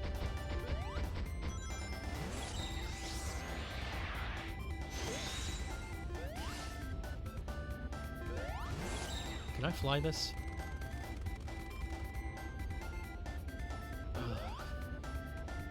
Oh!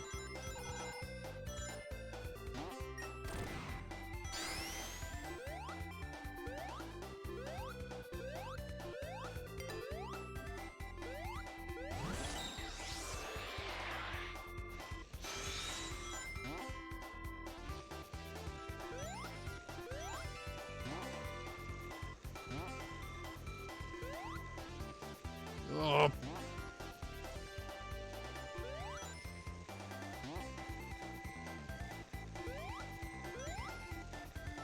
Yeah.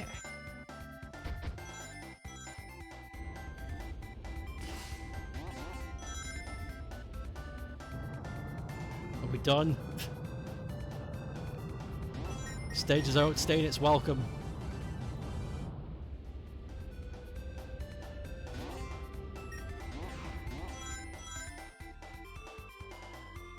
There it is. Good. You saw some really early art, but you don't think you've seen Knuckles' art. Let me check TerWiki. This is the one you saw? Let me see. Oh yeah, the character sheet. This is before they even came up with a name for him.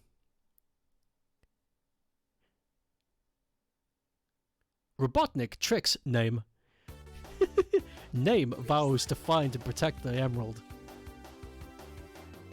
Internally, Name is an opponent of is an opponent to Sonic. I love that.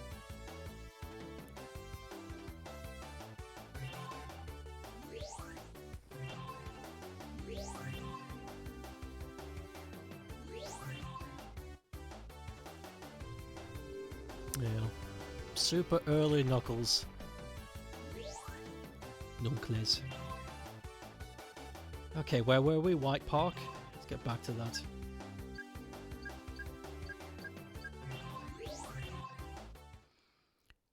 You've seen the Shadow and Rouge concept of early... Let's just say... we got miles better.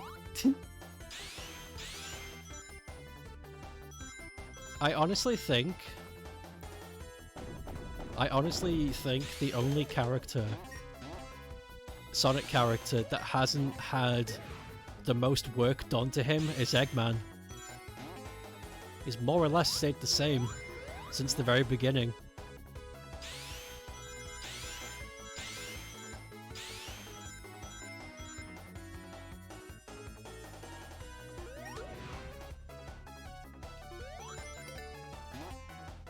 Oh, do you hear the Sonic adventure music in here? After this chord, there will be a Twinkle Park Castle part to the music.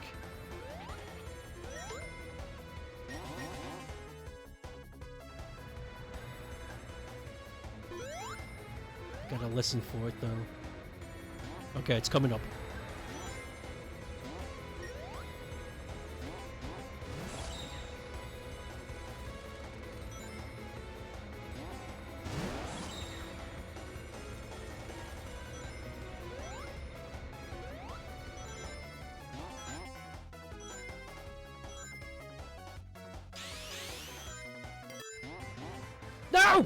fucking one-up ruined it!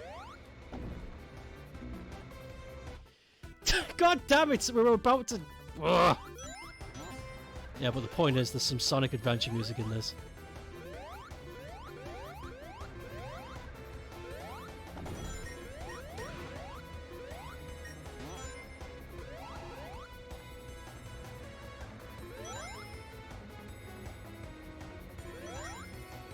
Ugh.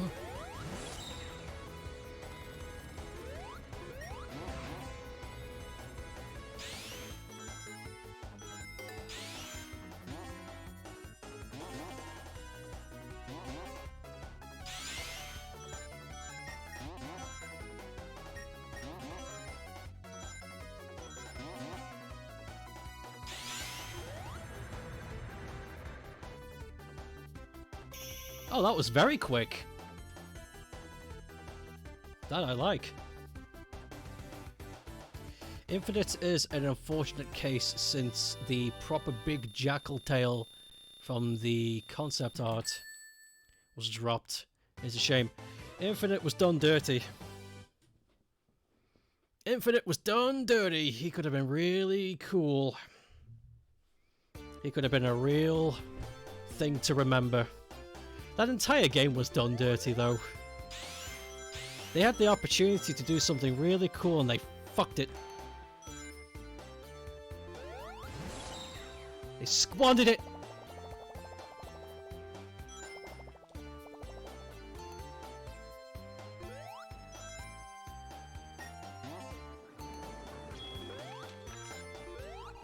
Oh, hold on, let me get that money. Money? Bubble.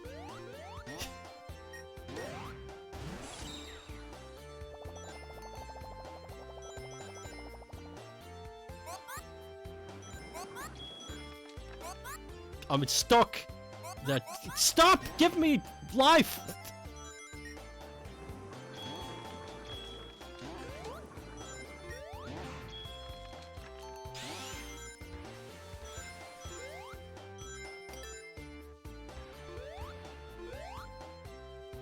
I still think the mistake was trying to appeal to everyone. Yeah. Which they admitted themselves. Yeah, it's true. That is... I think that was the... Whoa. I think that was their big mistake. They should have just stuck with their original idea and made it an edgy experience.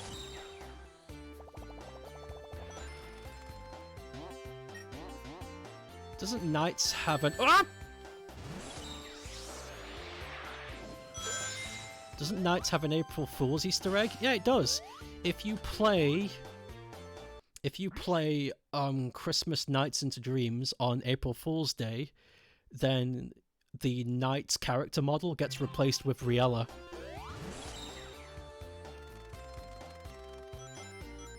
It's really cool.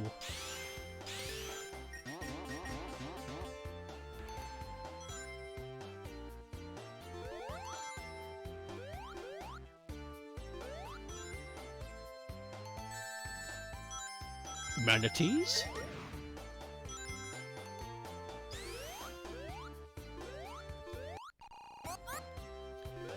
You know what's also cool? And it was only available in the Japanese PS2 version of Knights. In the Japanese PlayStation 2 version of Knights, they actually included a butt-ton of extra content. Like different costumes and such.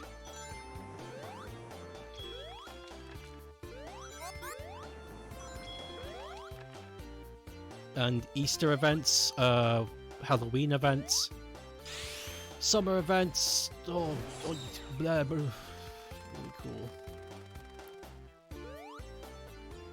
Never released it to the West though. They kept it themselves. Greedy.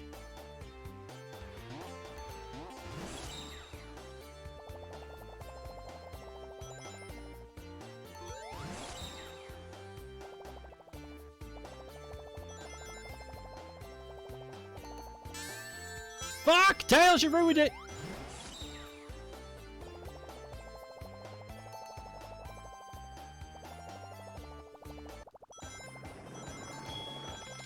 We need to find a bubble, Tails. I'm not even kidding.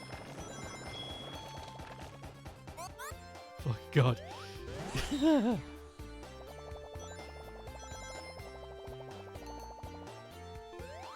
You've grown to like Infinite, even though he's a piss baby. If the theme song is anything to go by, he could have been written as a tragic villain. I think that's what they wanted to do. But somebody at Sega was like, dumb this shit down. You're making it too serious, dumb it down.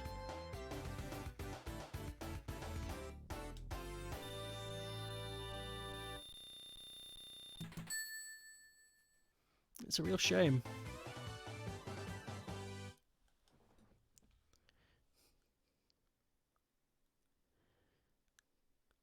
Sonic Forces could have been really cool.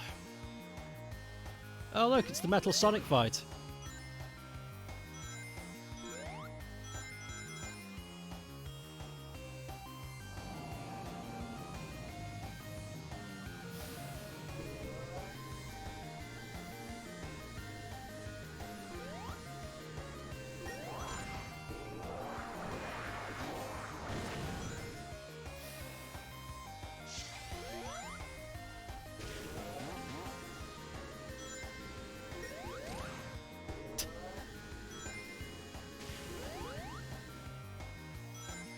I hate this music so much.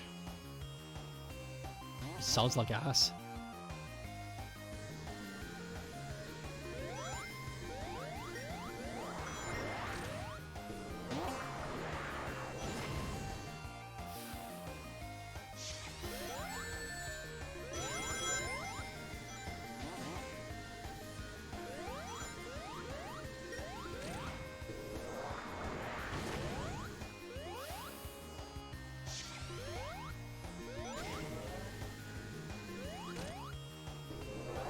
Oh, neat, it's got an early hit in.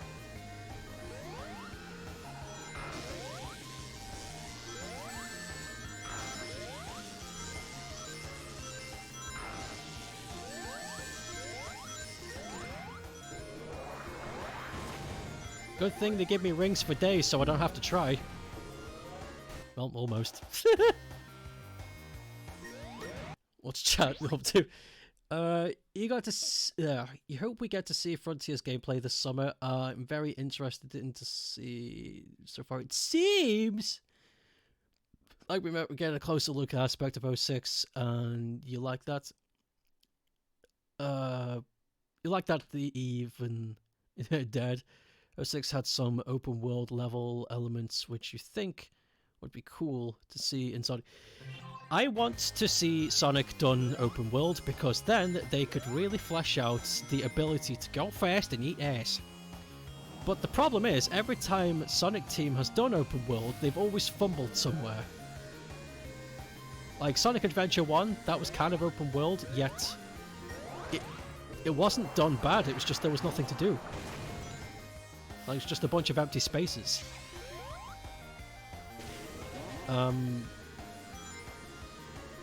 06 had some nice open spaces, but it was the case of that not working was a different thing, though. I don't think the environment was the issue. I think it was just the execution of the game. They tried to do it in Unleashed, like they gave hub worlds and stuff, but again, it was just empty. It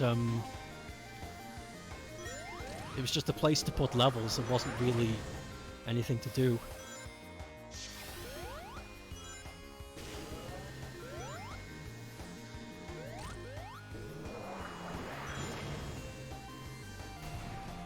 Fuck!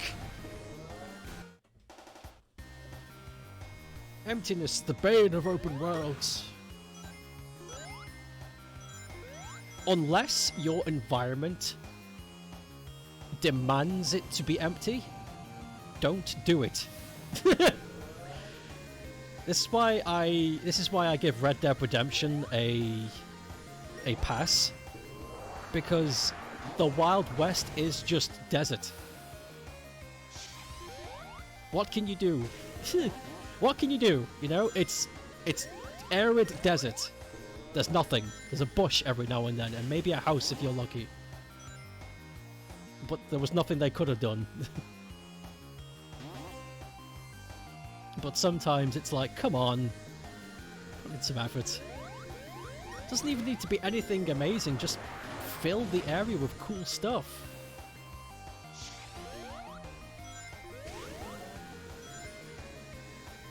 Cool stuff.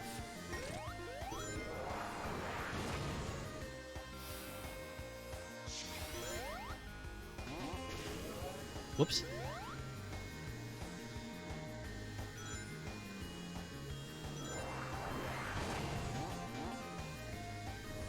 Oh, he's gone over to the other side.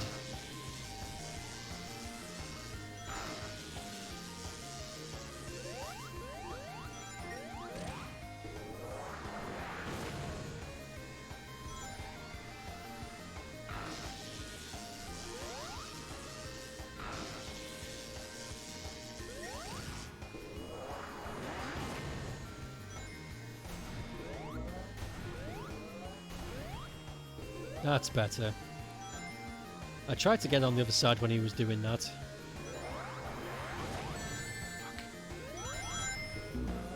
Oh, this fight blows balls.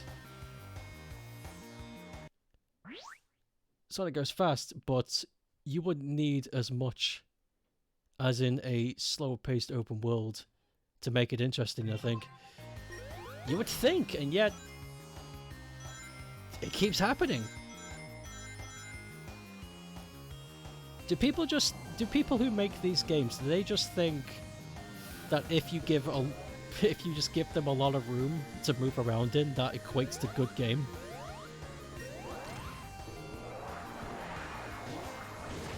So we gave them a lot of space, we don't know what else they want.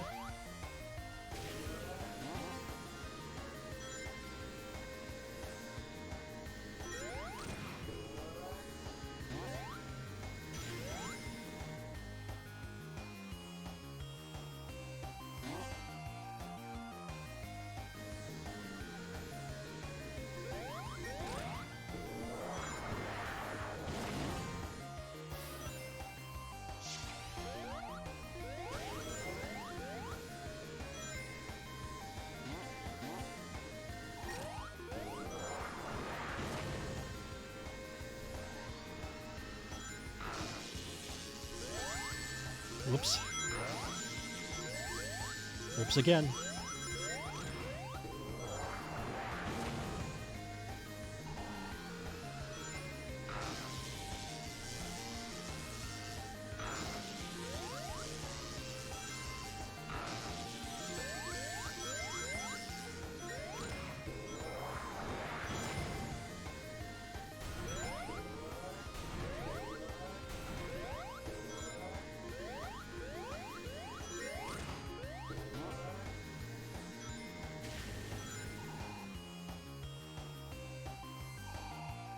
Now what? I can't move.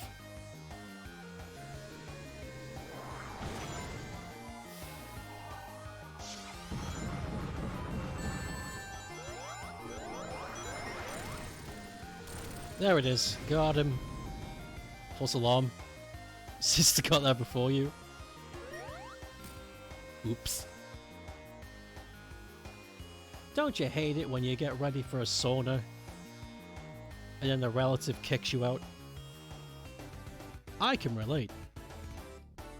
I can't.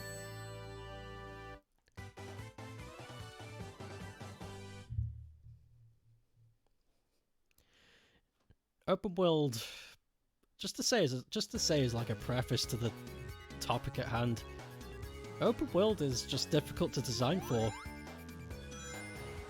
because you need to be able to know what's going to be in it. You can't just have a big empty field and go, that's it, that's my game. I think people forget that.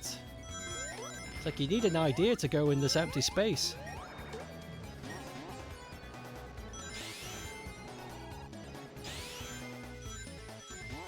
Can't just... That'd be, you know, that'd be like me saying Nova Power is finished, and it was just empty stages. You got stage 1, stage 2, stage 3, but there was no bosses, no enemies. It's the same thing. But they are allowed to get away with it, and I don't know why.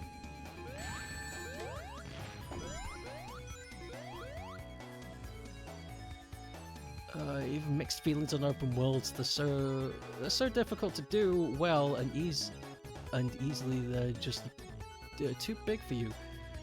But a good open world to explore is so much fun. Damn Skippy. There's an insane amount of variables in an open world game. The world themes in this episode 2 feel a bit better than the first one. This game is a bit better than the first one. But trust me, it'll shit its pants later. I'm not gonna spoil it, but it will. Hey, it's Dave!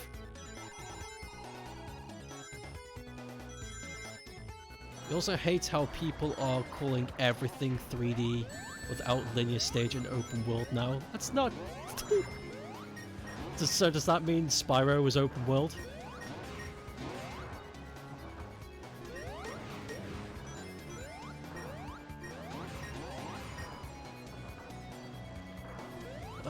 Like they're calling the Kirby open world.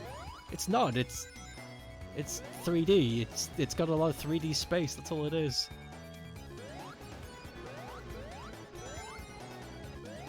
Open world has become a weird buzzword, and you don't like it.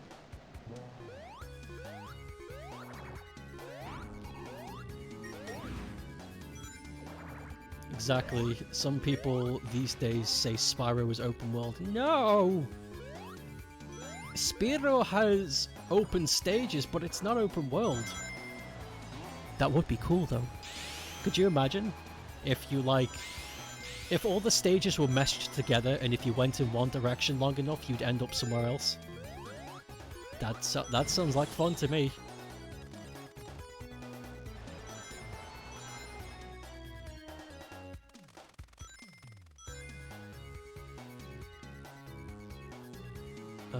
People call Spyro open world, as well as Banjo-Kazooie. Banjo-Kazooie... not so much the first one. But I could see why people think the second one is open world.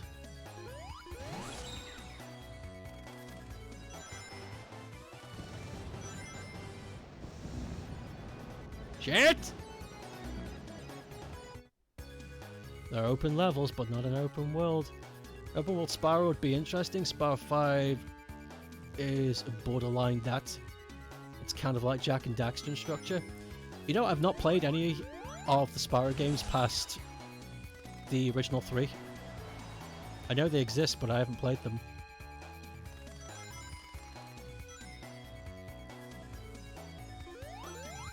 I think it would be fun. Maybe.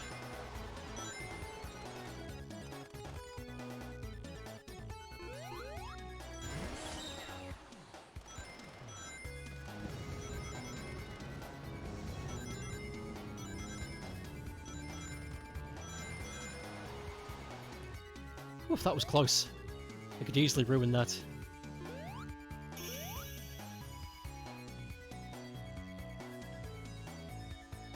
It's got a lot of empty space. Didn't miss out on much of the, although kind of loves 4 because it wasted potential. Trash like that. 5 is the same kind of weird as Crash Twinsanity and Rayman 3. Oh no, it's this stage!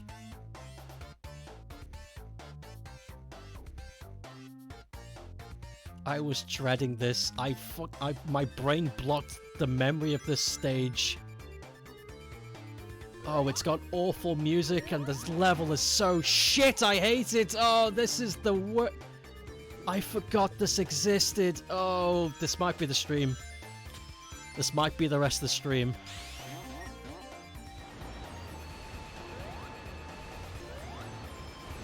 The Poo Factory!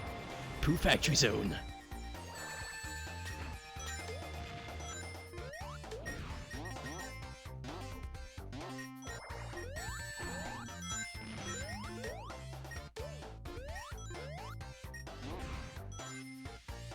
That's a thought. Where does Eggman... Never mind. I don't want to know.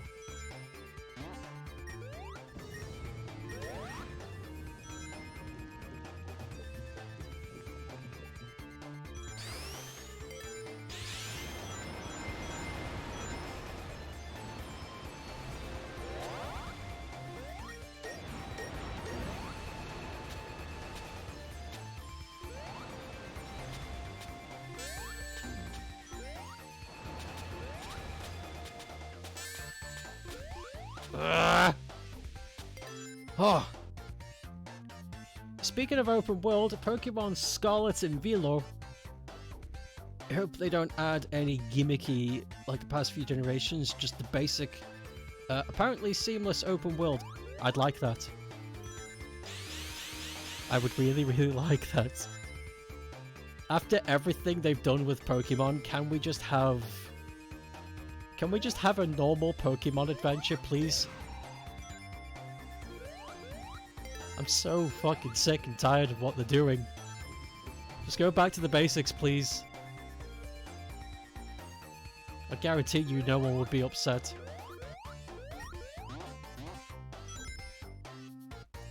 We've been asking Pokemon to experiment and... Oh my god. Okay, I don't think this is the stage I'm remembering. We've been asking Pokemon to get experimental, to do new things, and when it does, we're just like, no. No, thank you. Everybody's so desperate to go back to the way things were. Eggman has a good design. Him being Jim Carrey is a bit weird, but in fan art, design's great. Did you know that Jim Carrey wanted to portray Fat Eggman in this movie, but they wouldn't let him? He originally wanted to put on a fat suit and have fat makeup, but they were like, nah, makes me sad. We could have got portly Eggman.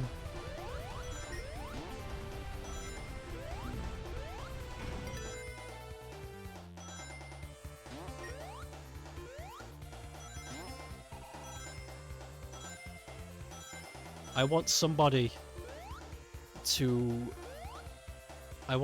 to take Jim Carrey and Photoshop how he looks in the movie, but just make him look like he's wearing a fat suit with fat makeup. I want to know what that would have looked like.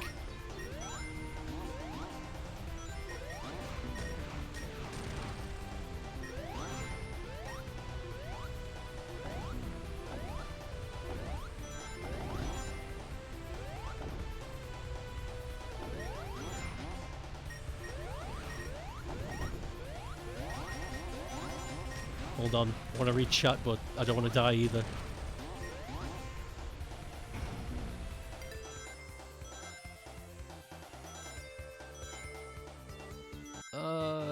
You're very much like a basic Pokemon game where they focus on fleshing out the basic mechanics. Yes, please, that would be great.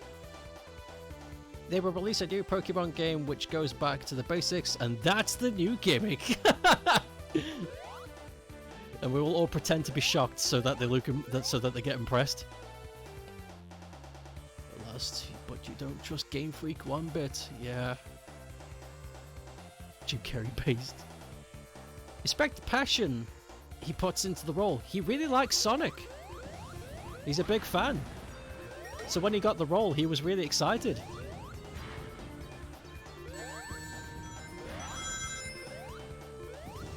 Unlike Chris Pratt, who's never played a video game. Oh god, what have they done?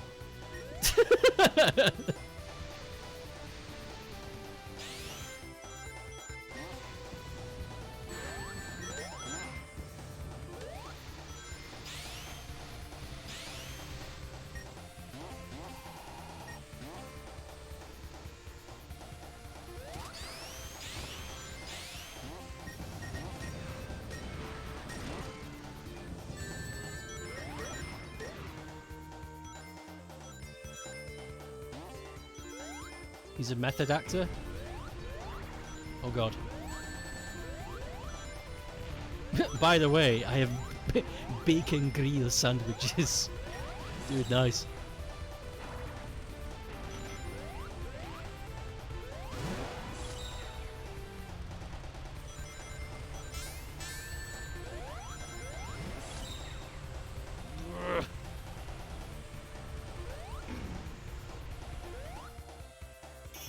Nice.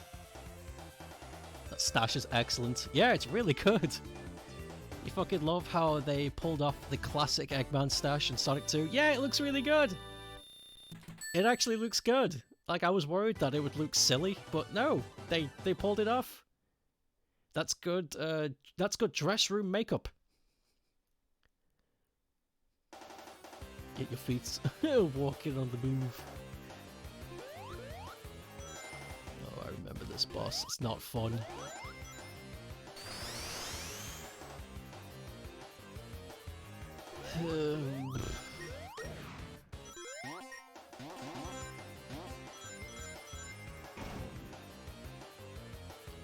Sega does what Nintendo don't this time. This time around. These are bits of the interview with the Sonic Film VA, and apparently he's done a lot of research into the past Sonic VAs, which was good. People forget that even though Jim Carrey's like a silly man, he's a hard worker. He's a good boy.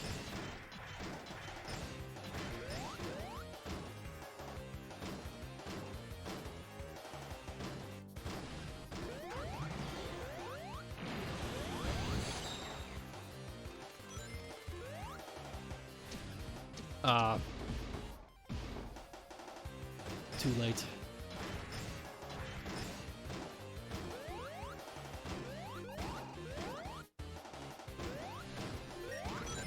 That's better.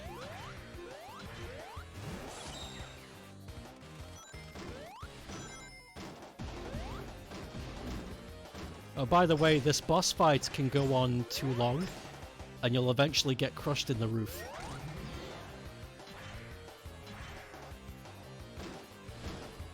And there's also another unlikely event that if the AI decides to get rid of some of the boxes, you'll be trapped in a pit. So this whole thing is just me hoping and waiting that the horrible thing doesn't happen.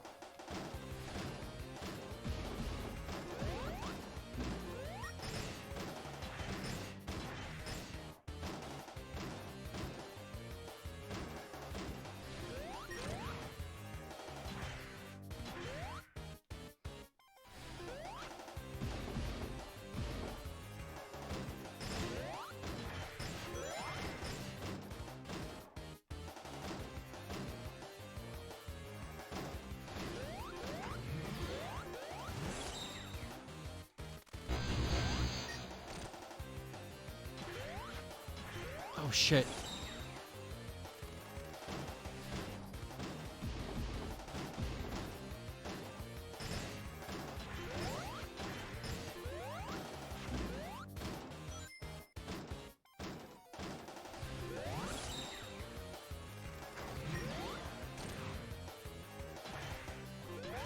Seriously.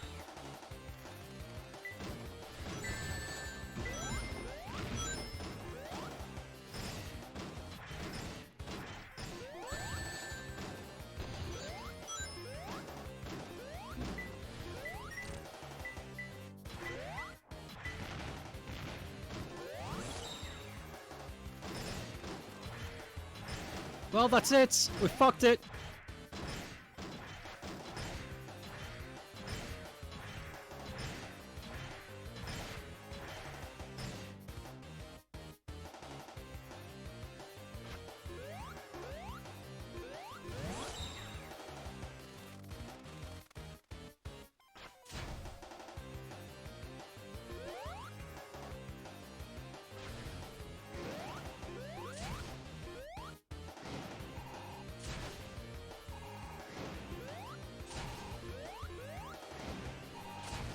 Yo, why is he doing this?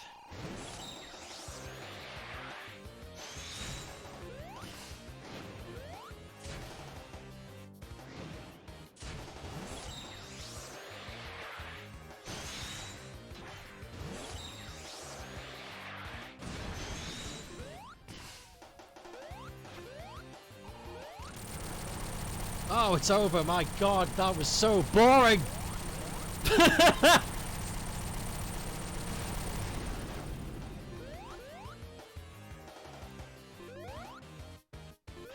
Not to mention the music sucked.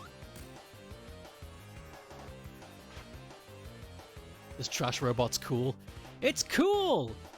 But they fucking ruined it. Overall optimistic about this movie, since it seems like people really care.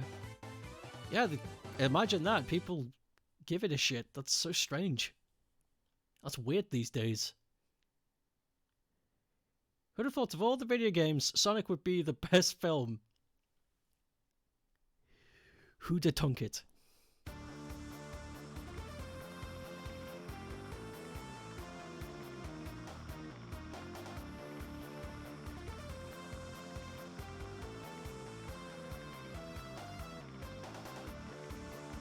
Thought of all the Mario animated movies, a cash grab. Detective Pikachu was good. Shame the film ended on a pretty sus. Without the openness for a sequel.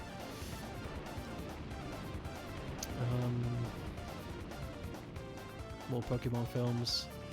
Aren't Netflix doing a live-action series? I have no idea.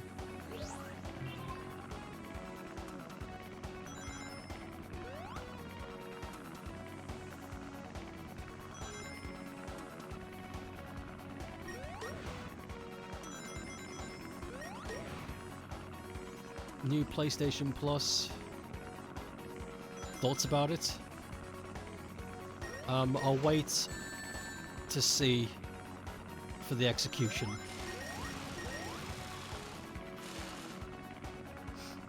Because they could promise gold and just give me poop.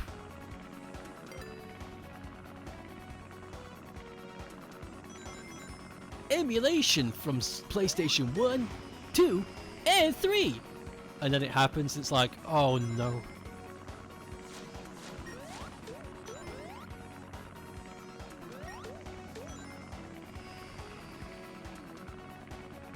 Doesn't seem that great. Yeah. I'll wait and see.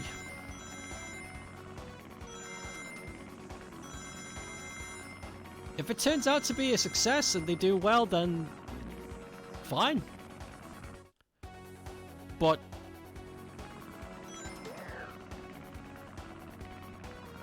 I don't know. I don't trust Sony. They stink.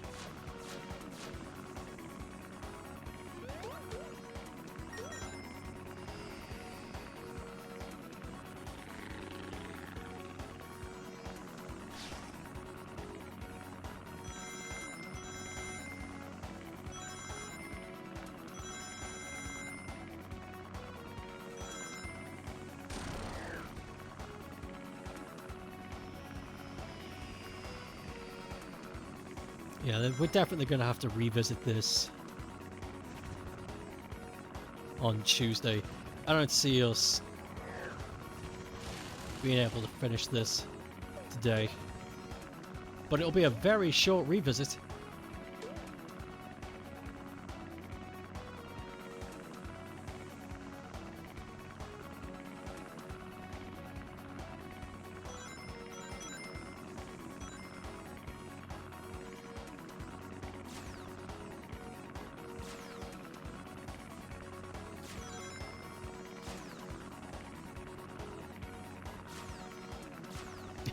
You gotta go, Sona, see you later. Yeah. Don't see any particular care about the PlayStation anymore. I do, but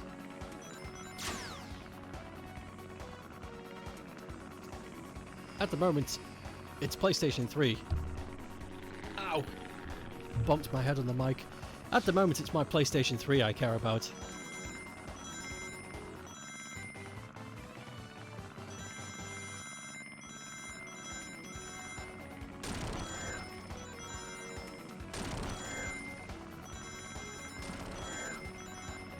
I don't own a 5, and my 4 is just chilling.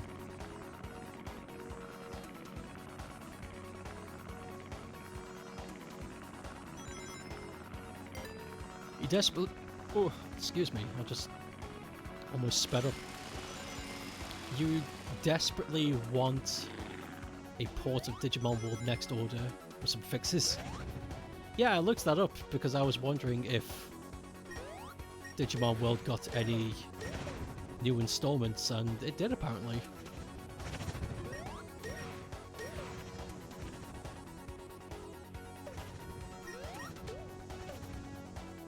Piss. Fuck! Do you guys like auto-scrolling levels? That!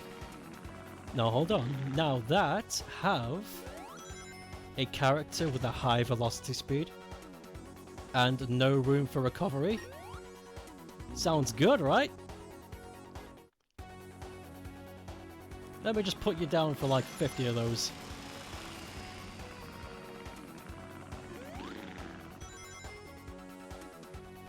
Next order has some ups and some downs. What with the downs? Why does that keep happening? I'm gonna punch. Insane difficulty spikes.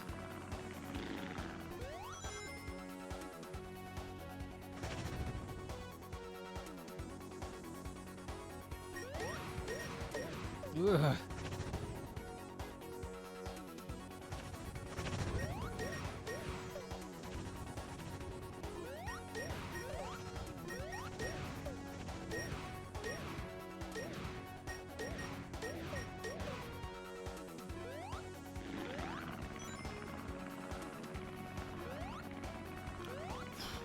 Oh my god, I thought I was gonna die. I was about to lose my mind.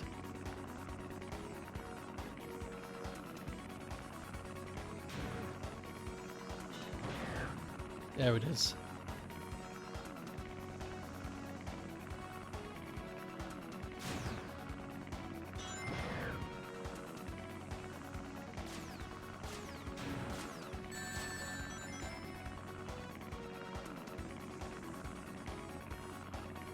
Should sprite text lack of Digimon variety. Oh, that sucks.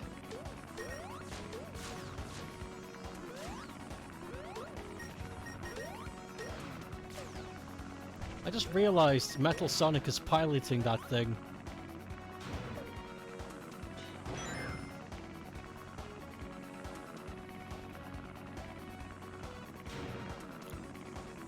You see, I like the concept of Digimon World. But from what I can tell, the only game that's managed to do that formula successfully is the first one. And the first one's got some problems.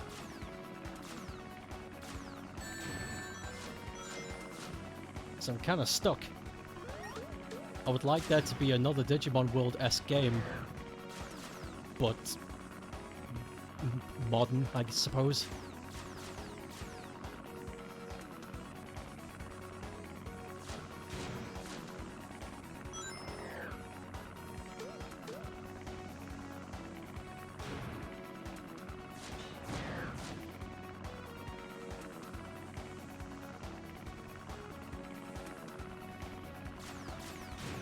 You get punished if your Digimon die of old age. Just like real life. You see, the reason why I'm after something of a Monster Ranching-esque Monster Rancher game is because I've been playing Monster Rancher. Wouldn't you believe? And I've really gotten into the formula of Monster Rancher. I think Monster Rancher 2 was really fun. And I think more monster raising games need to be more like it, because holy shit, it's good.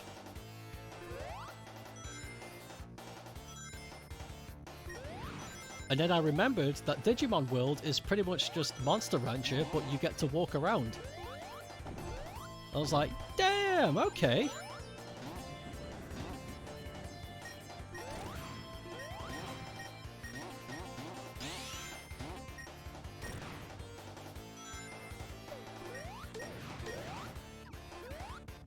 I'm not a big fan of...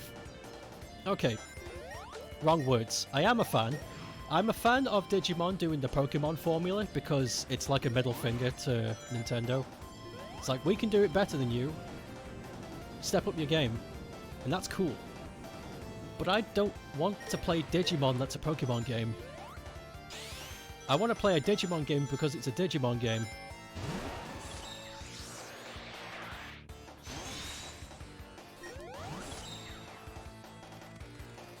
And Digimon World looks like its identity, but they're not looking for that right now.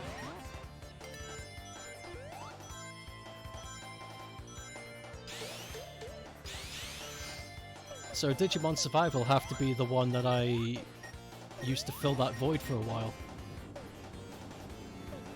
Which is going to be great when it comes out.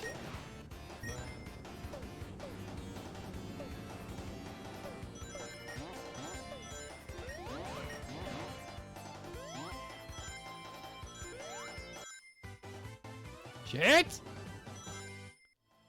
Oh, I wasn't punished. I've got a feeling I might be later.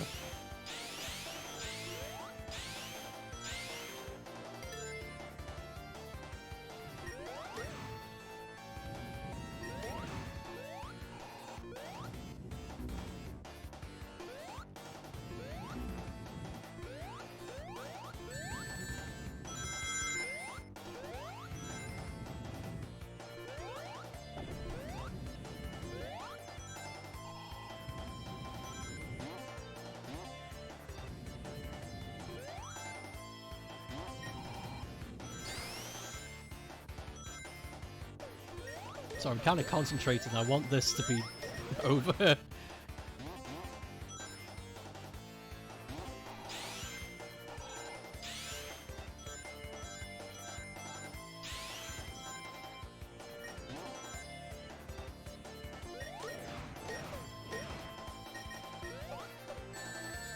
Okay.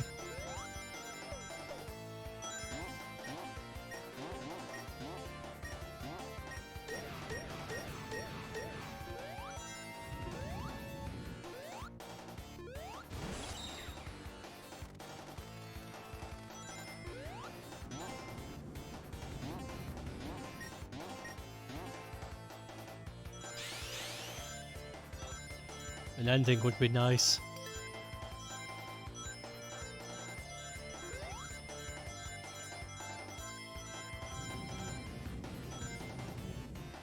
Yes! Fuck! That just kept going.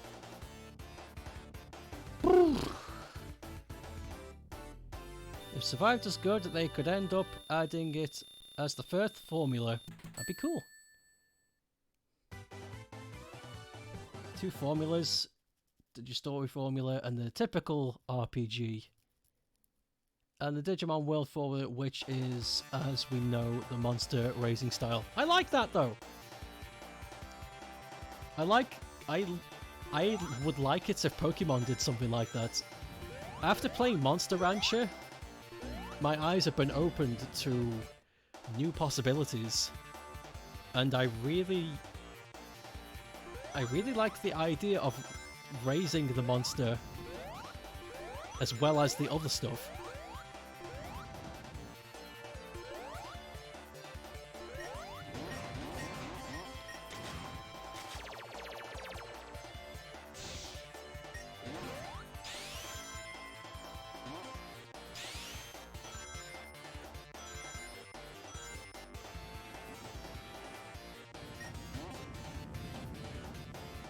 Oh boy.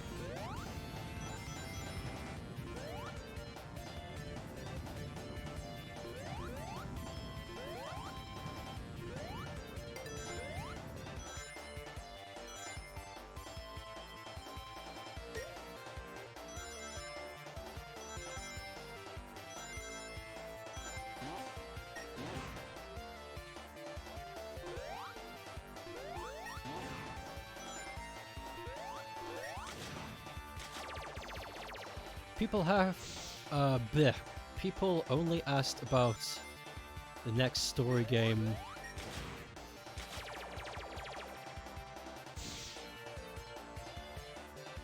but not the next world game. I really shouldn't be reading chat whilst doing this, because now I've just lost progress.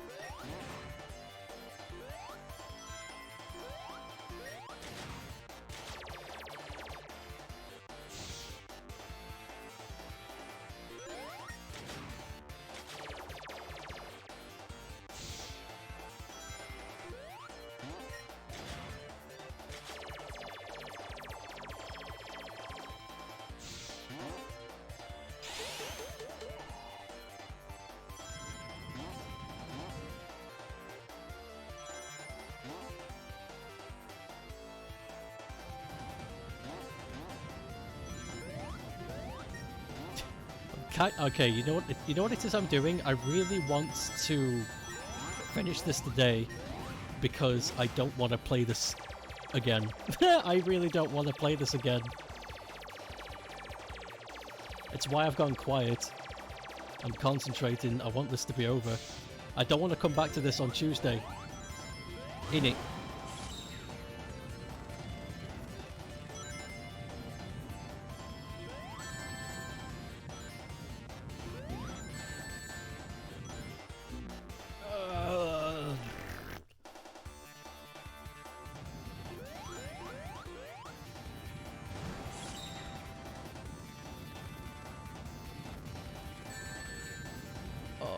Cheap. So it's possible we could get a story game soon. If the Digimon games follow a death pattern like the Pokemon games do, then I don't see why not.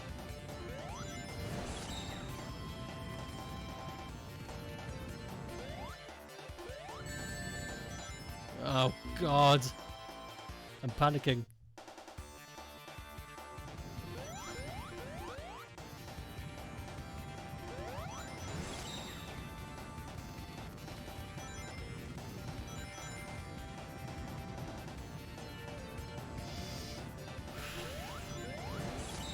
Digimon, digital monsters. You know, I was very close to actually streaming Monster Rancher for Monkey March, but there wasn't enough time because there are 2 monsters in Monster Rancher 2 that would work. There's an ape monster and there's a Sasquatch monster, so it would have worked. But I don't know. I feel like I should give Monster Rancher its own series time. I'm getting very tired of this. Like someday in the future, play Monster Rancher. And I can teach you everything I know. Because it's taken me up until I bought it on December 11th, up until now, that I am confident enough to play the game. Because Monster Rancher is a bitch.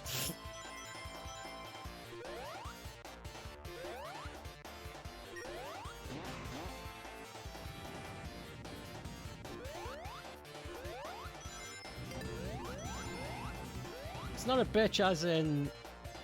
Oh, you kidding me? You suck my life away, you awful game.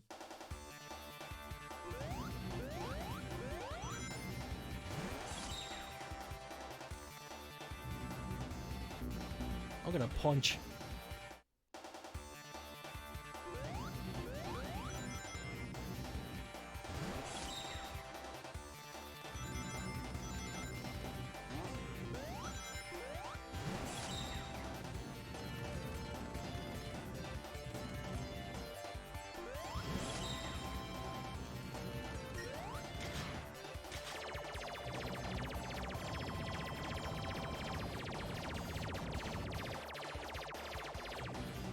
Please let this be over soon.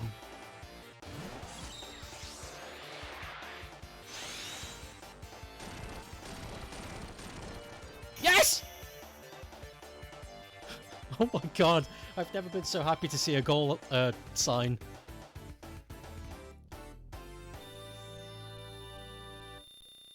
Two studios are working separate Digimon games at the same time, and both the effort is put into it.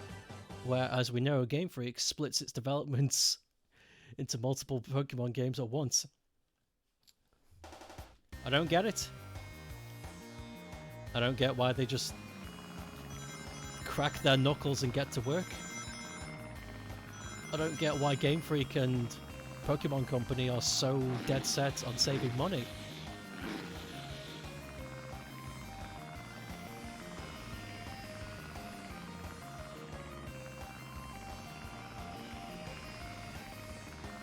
You know, I think we're going to go over time because after this is the final area of the game. And I think that's only 2 stages plus the final boss. So I'm going to go over time.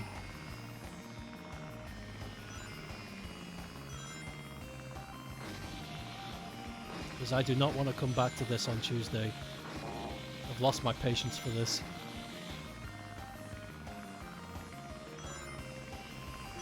I also just remembered what it is I needed to do.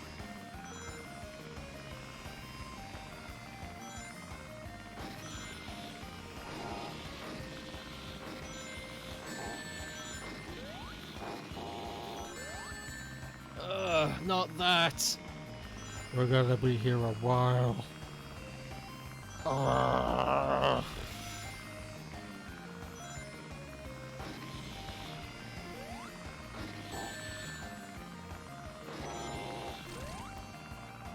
God, it's so awkward.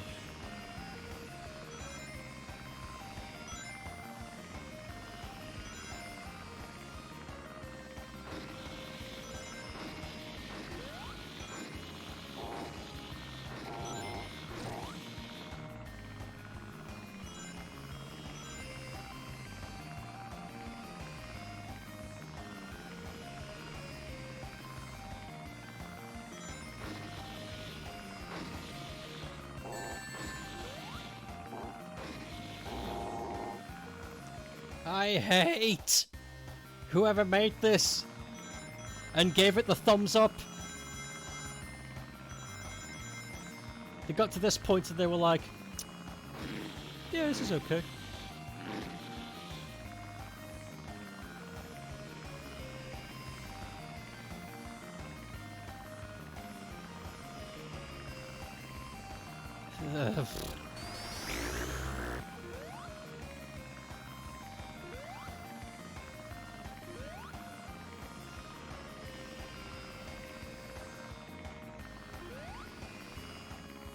Okay, you know what's biting me about this? It's because we're on an auto-scroll and I need to build momentum to get the speed I want. So if I stop dead, I'm pretty much a sitting duck because I can't move.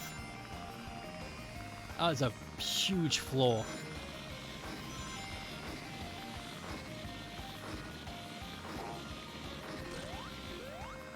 Okay, now that I know how this works, I can actually fight back.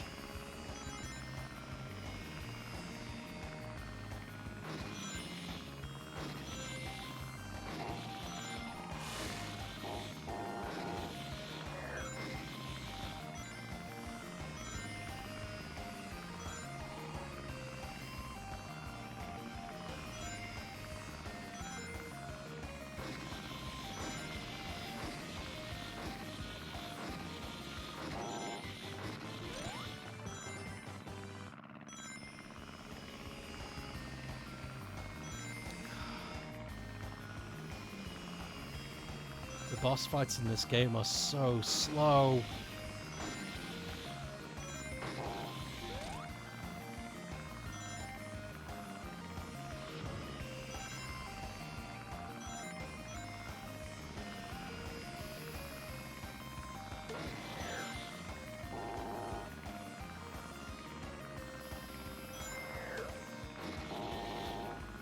So how do we hit you? Because I'm doing it the way the game taught me to. Okay.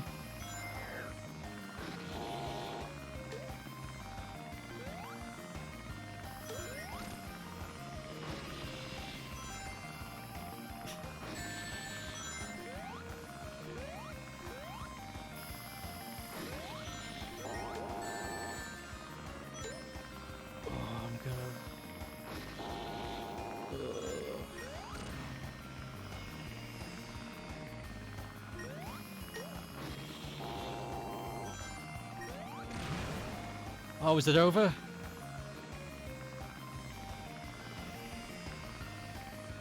No, of course it isn't.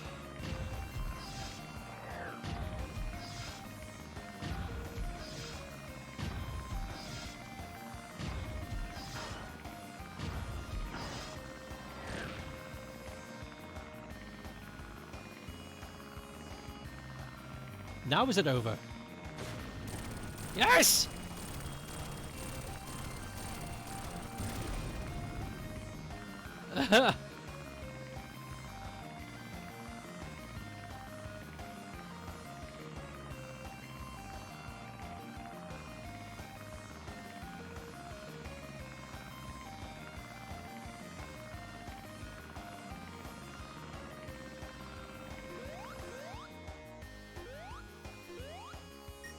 This game really likes its theatrics.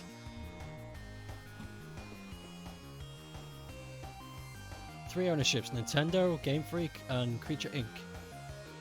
Usually this means Game Freak develops, Creature provides the models, and Nintendo publishes.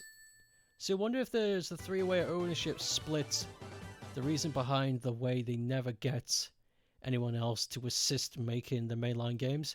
Maybe that's it. They're trapped in a tangle web of bullshit.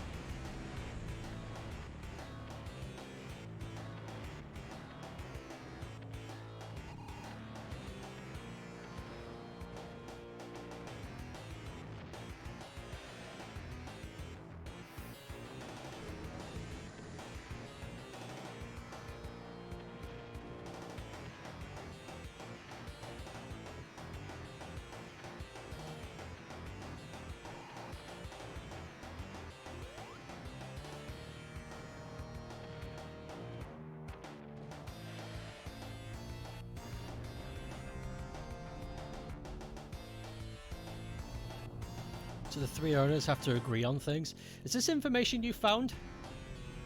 I'm just asking. I'm curious if you found like a database on their behavior.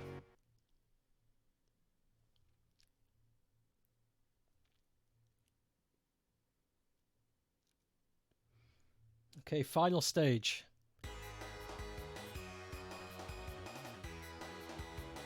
Well, not final stage, final zone.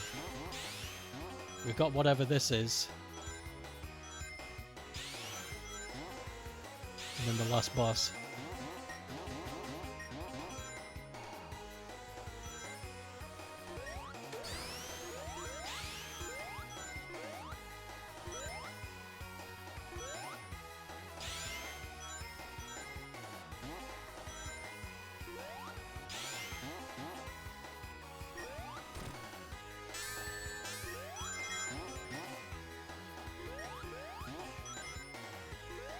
You're speculating. Okay, that's fine. I got excited because you made it sound like so matter of fact. I was like, oh my god.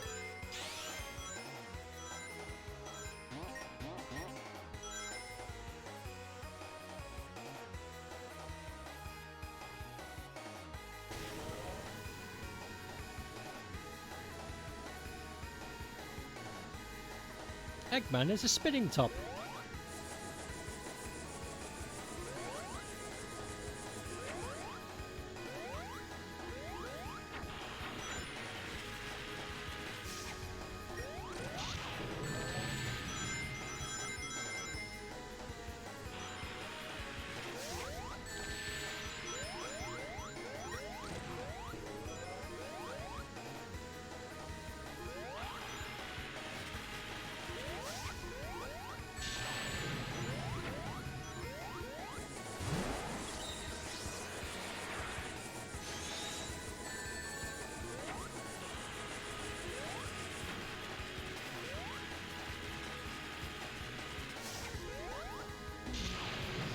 Okay, dead. So how is this achieved?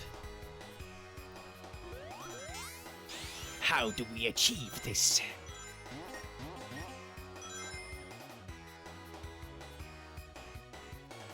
I wonder whether the three owners need to agree on things. It makes sense.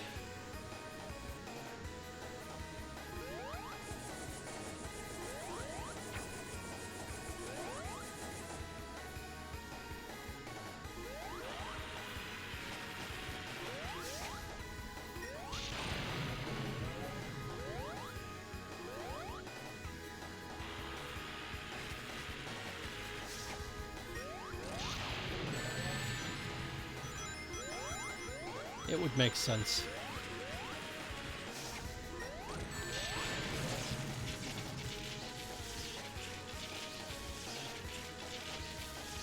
Did we win?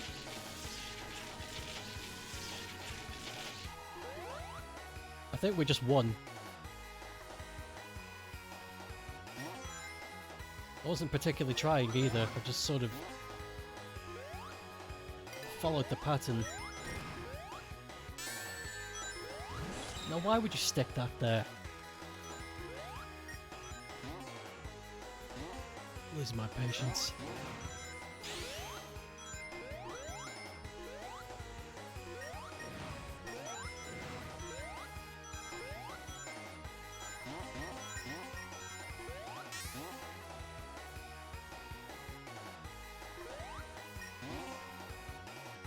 Wait, so what's happening here? What am I supposed to do? Goodness. What?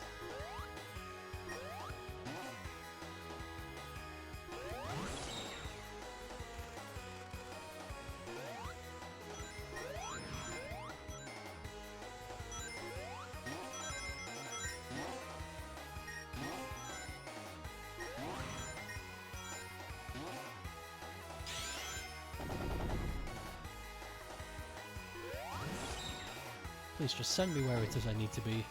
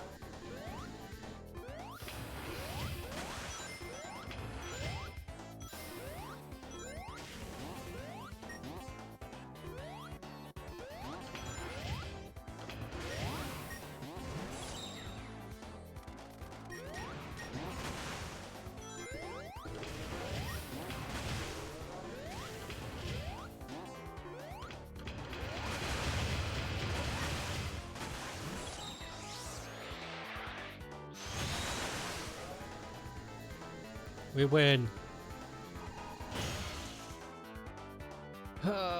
We in overtime. It's okay, there's only one thing left to do.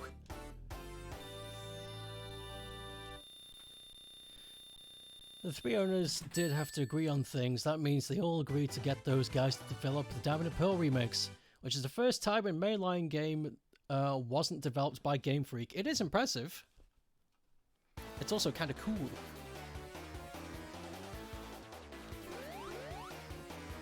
Maybe they will stop being so clammy over their IP and get some fucking help because they desperately need it.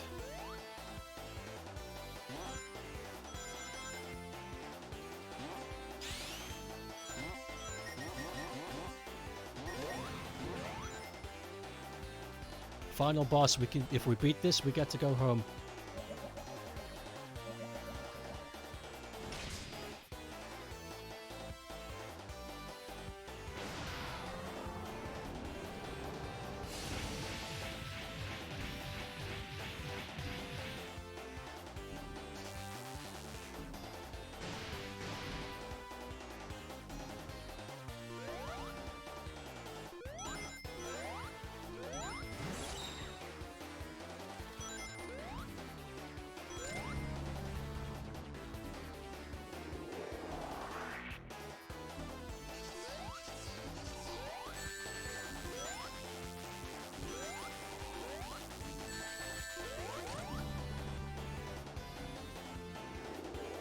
Well, that was a mistake.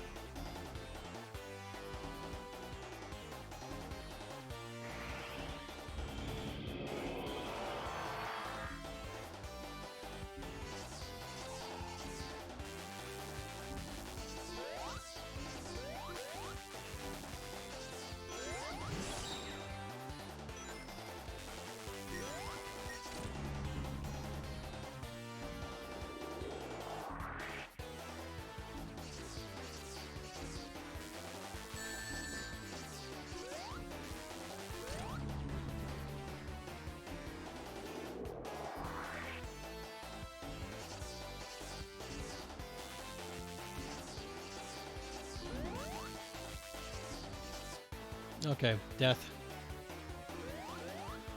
Imagine if Breath of the Wild 2 has been delayed because they have to help with the new Pokemon game. Yell at them for how things are probably... I have no idea what's happening. Nintendo's hard to predict.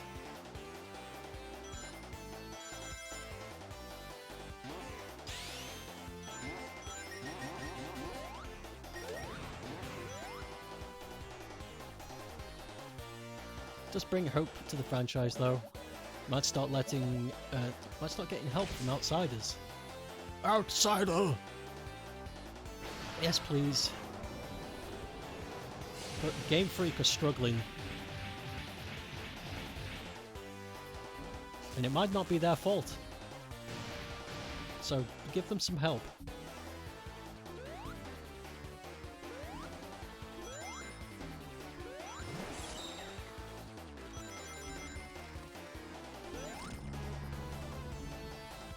Kind of weird that we won't even have a title for the new Zelda game yet. Maybe.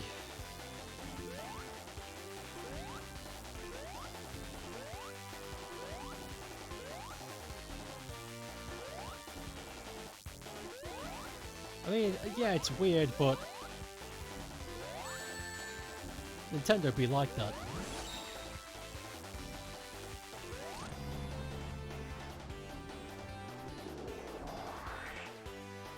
Nintendo be weird.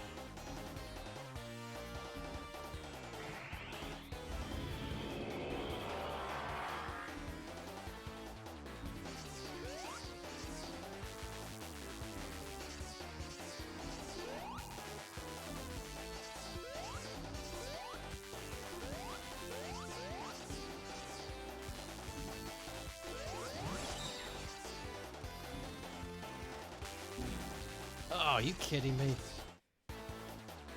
That's why it's delayed. They can't decide on what to name it. They got a big problem in the office. There's a bunch of boomers screaming at each other. I want to name it Big Bouncy Bun World. And you can't kick me out because I own 50% of the property. Fuck, he's right. But we can't call it Big Bouncy Bun World. Shit.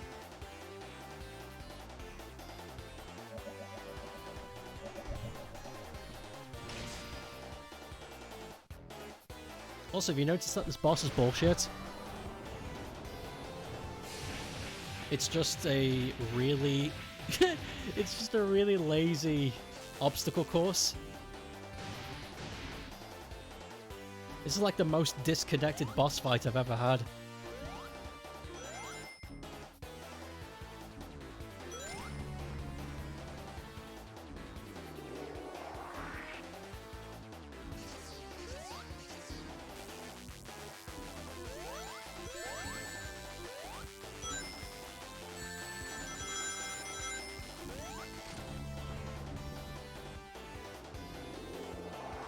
If the game comes out, it's Breath of the Sky.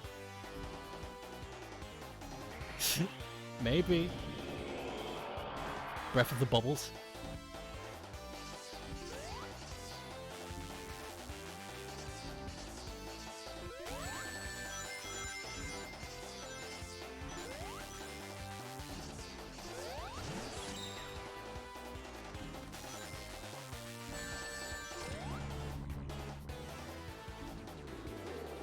God, I hate this.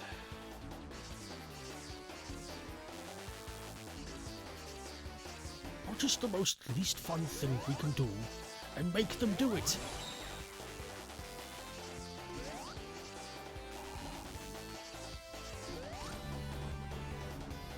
Breath of the overrated as fuck Zelda game. Oh my god, there's people who would crucify you for that. But that's okay. I really don't have an opinion on it. I've never really been a fan of Zelda games to begin with.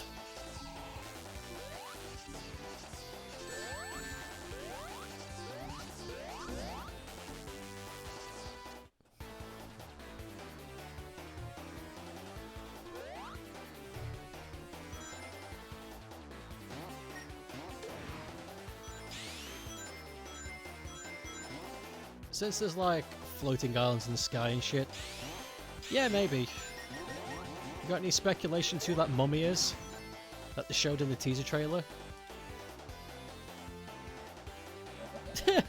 Just egging them on.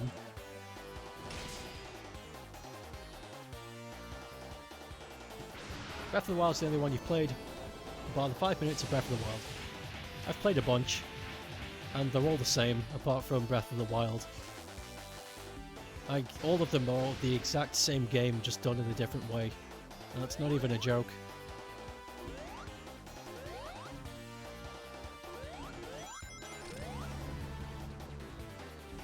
I played Ocarina, Majora, Link Between Worlds, Link to the Past,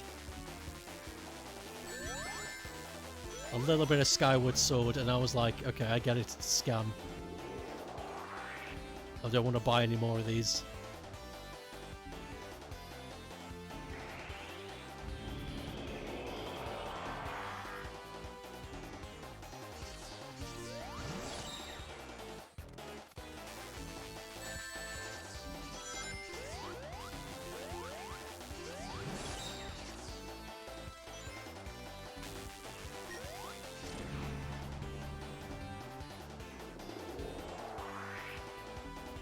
I'm not criticizing Zelda, I just don't understand.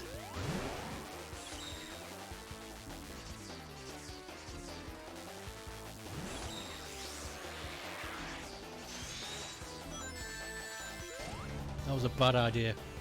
I shouldn't have done that.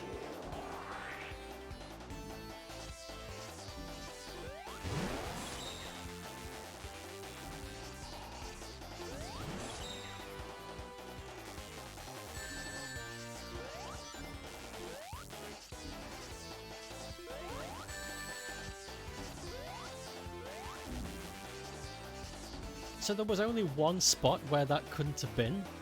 I'm honestly very tempted just to put this down and just say we did it. Because fuck this game. Nothing really happens either when we beat the boss. You know what happens? Sonic and Tails escape in pods and then credits. That's it. This is going to be my last attempt, and I'm really going to try this time. If I don't do this, then we're just ending the stream. It doesn't matter if we never finish this. Because I'm getting very tired.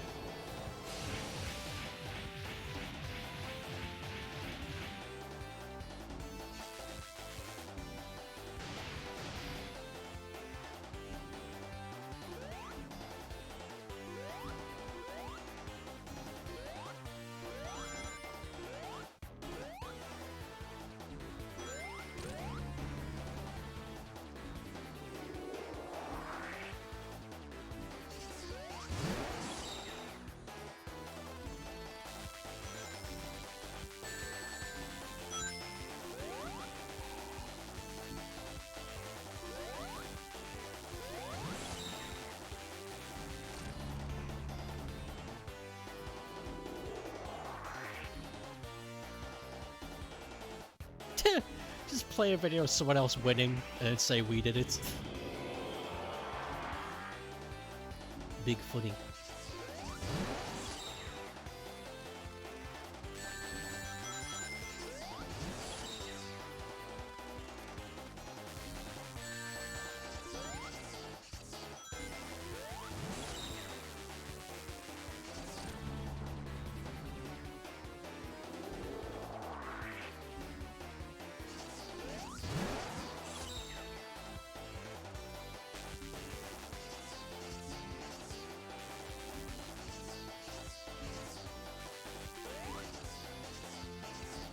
Okay, so this is a safe spot, but... Oh! Right now!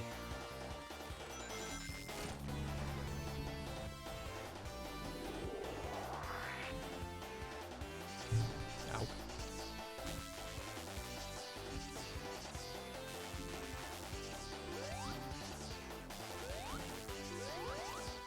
Okay, so it swaps from left to right.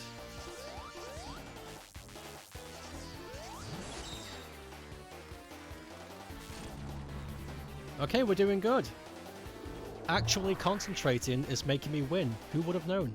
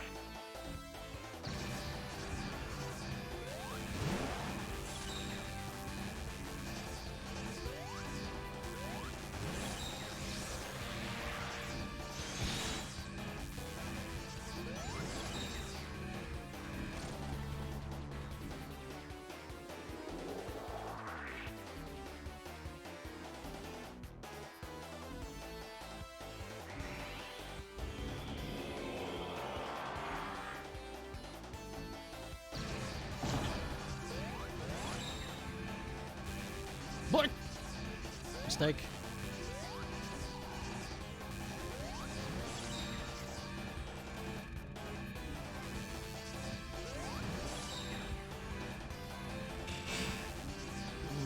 That's evil.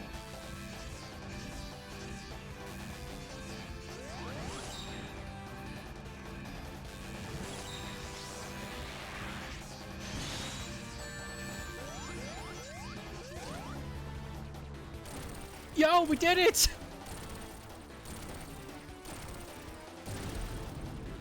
Okay, so yeah, you get to see the ending.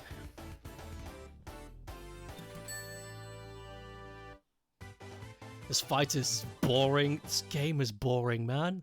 Sonic 4, Episode 1 and 2. But they're done. Did them in one stream. Never ever have to do them again.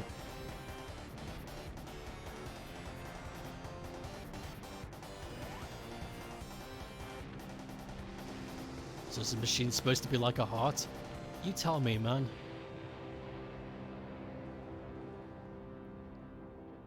I don't have a damn clue.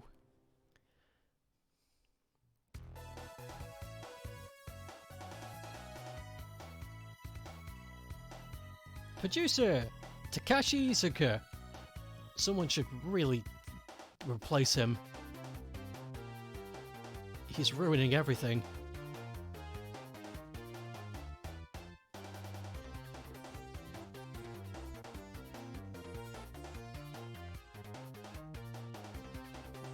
Oh, God. That was not worth the overtime. Where does he always build Death Stars? Where does he get his materials from? Where does he get the funding?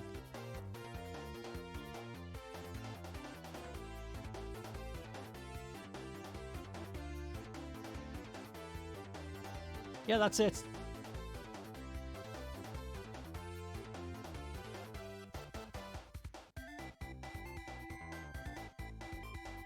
What a waste of time.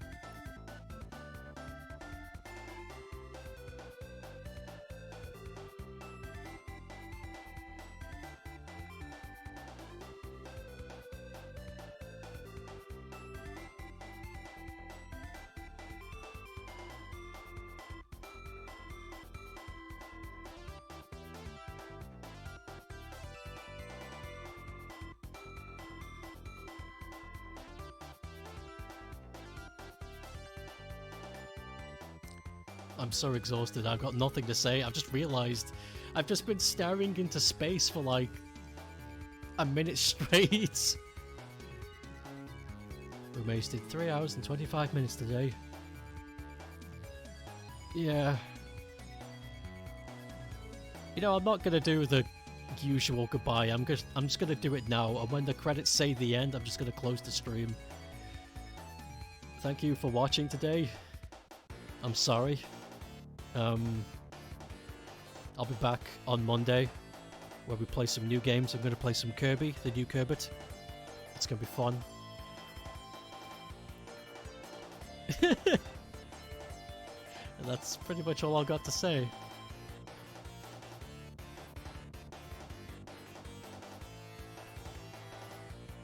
Lol, bye. Yeah. I'm just gonna end the stream right now, mid-credits. Fuck this. See you all. Have a good weekend.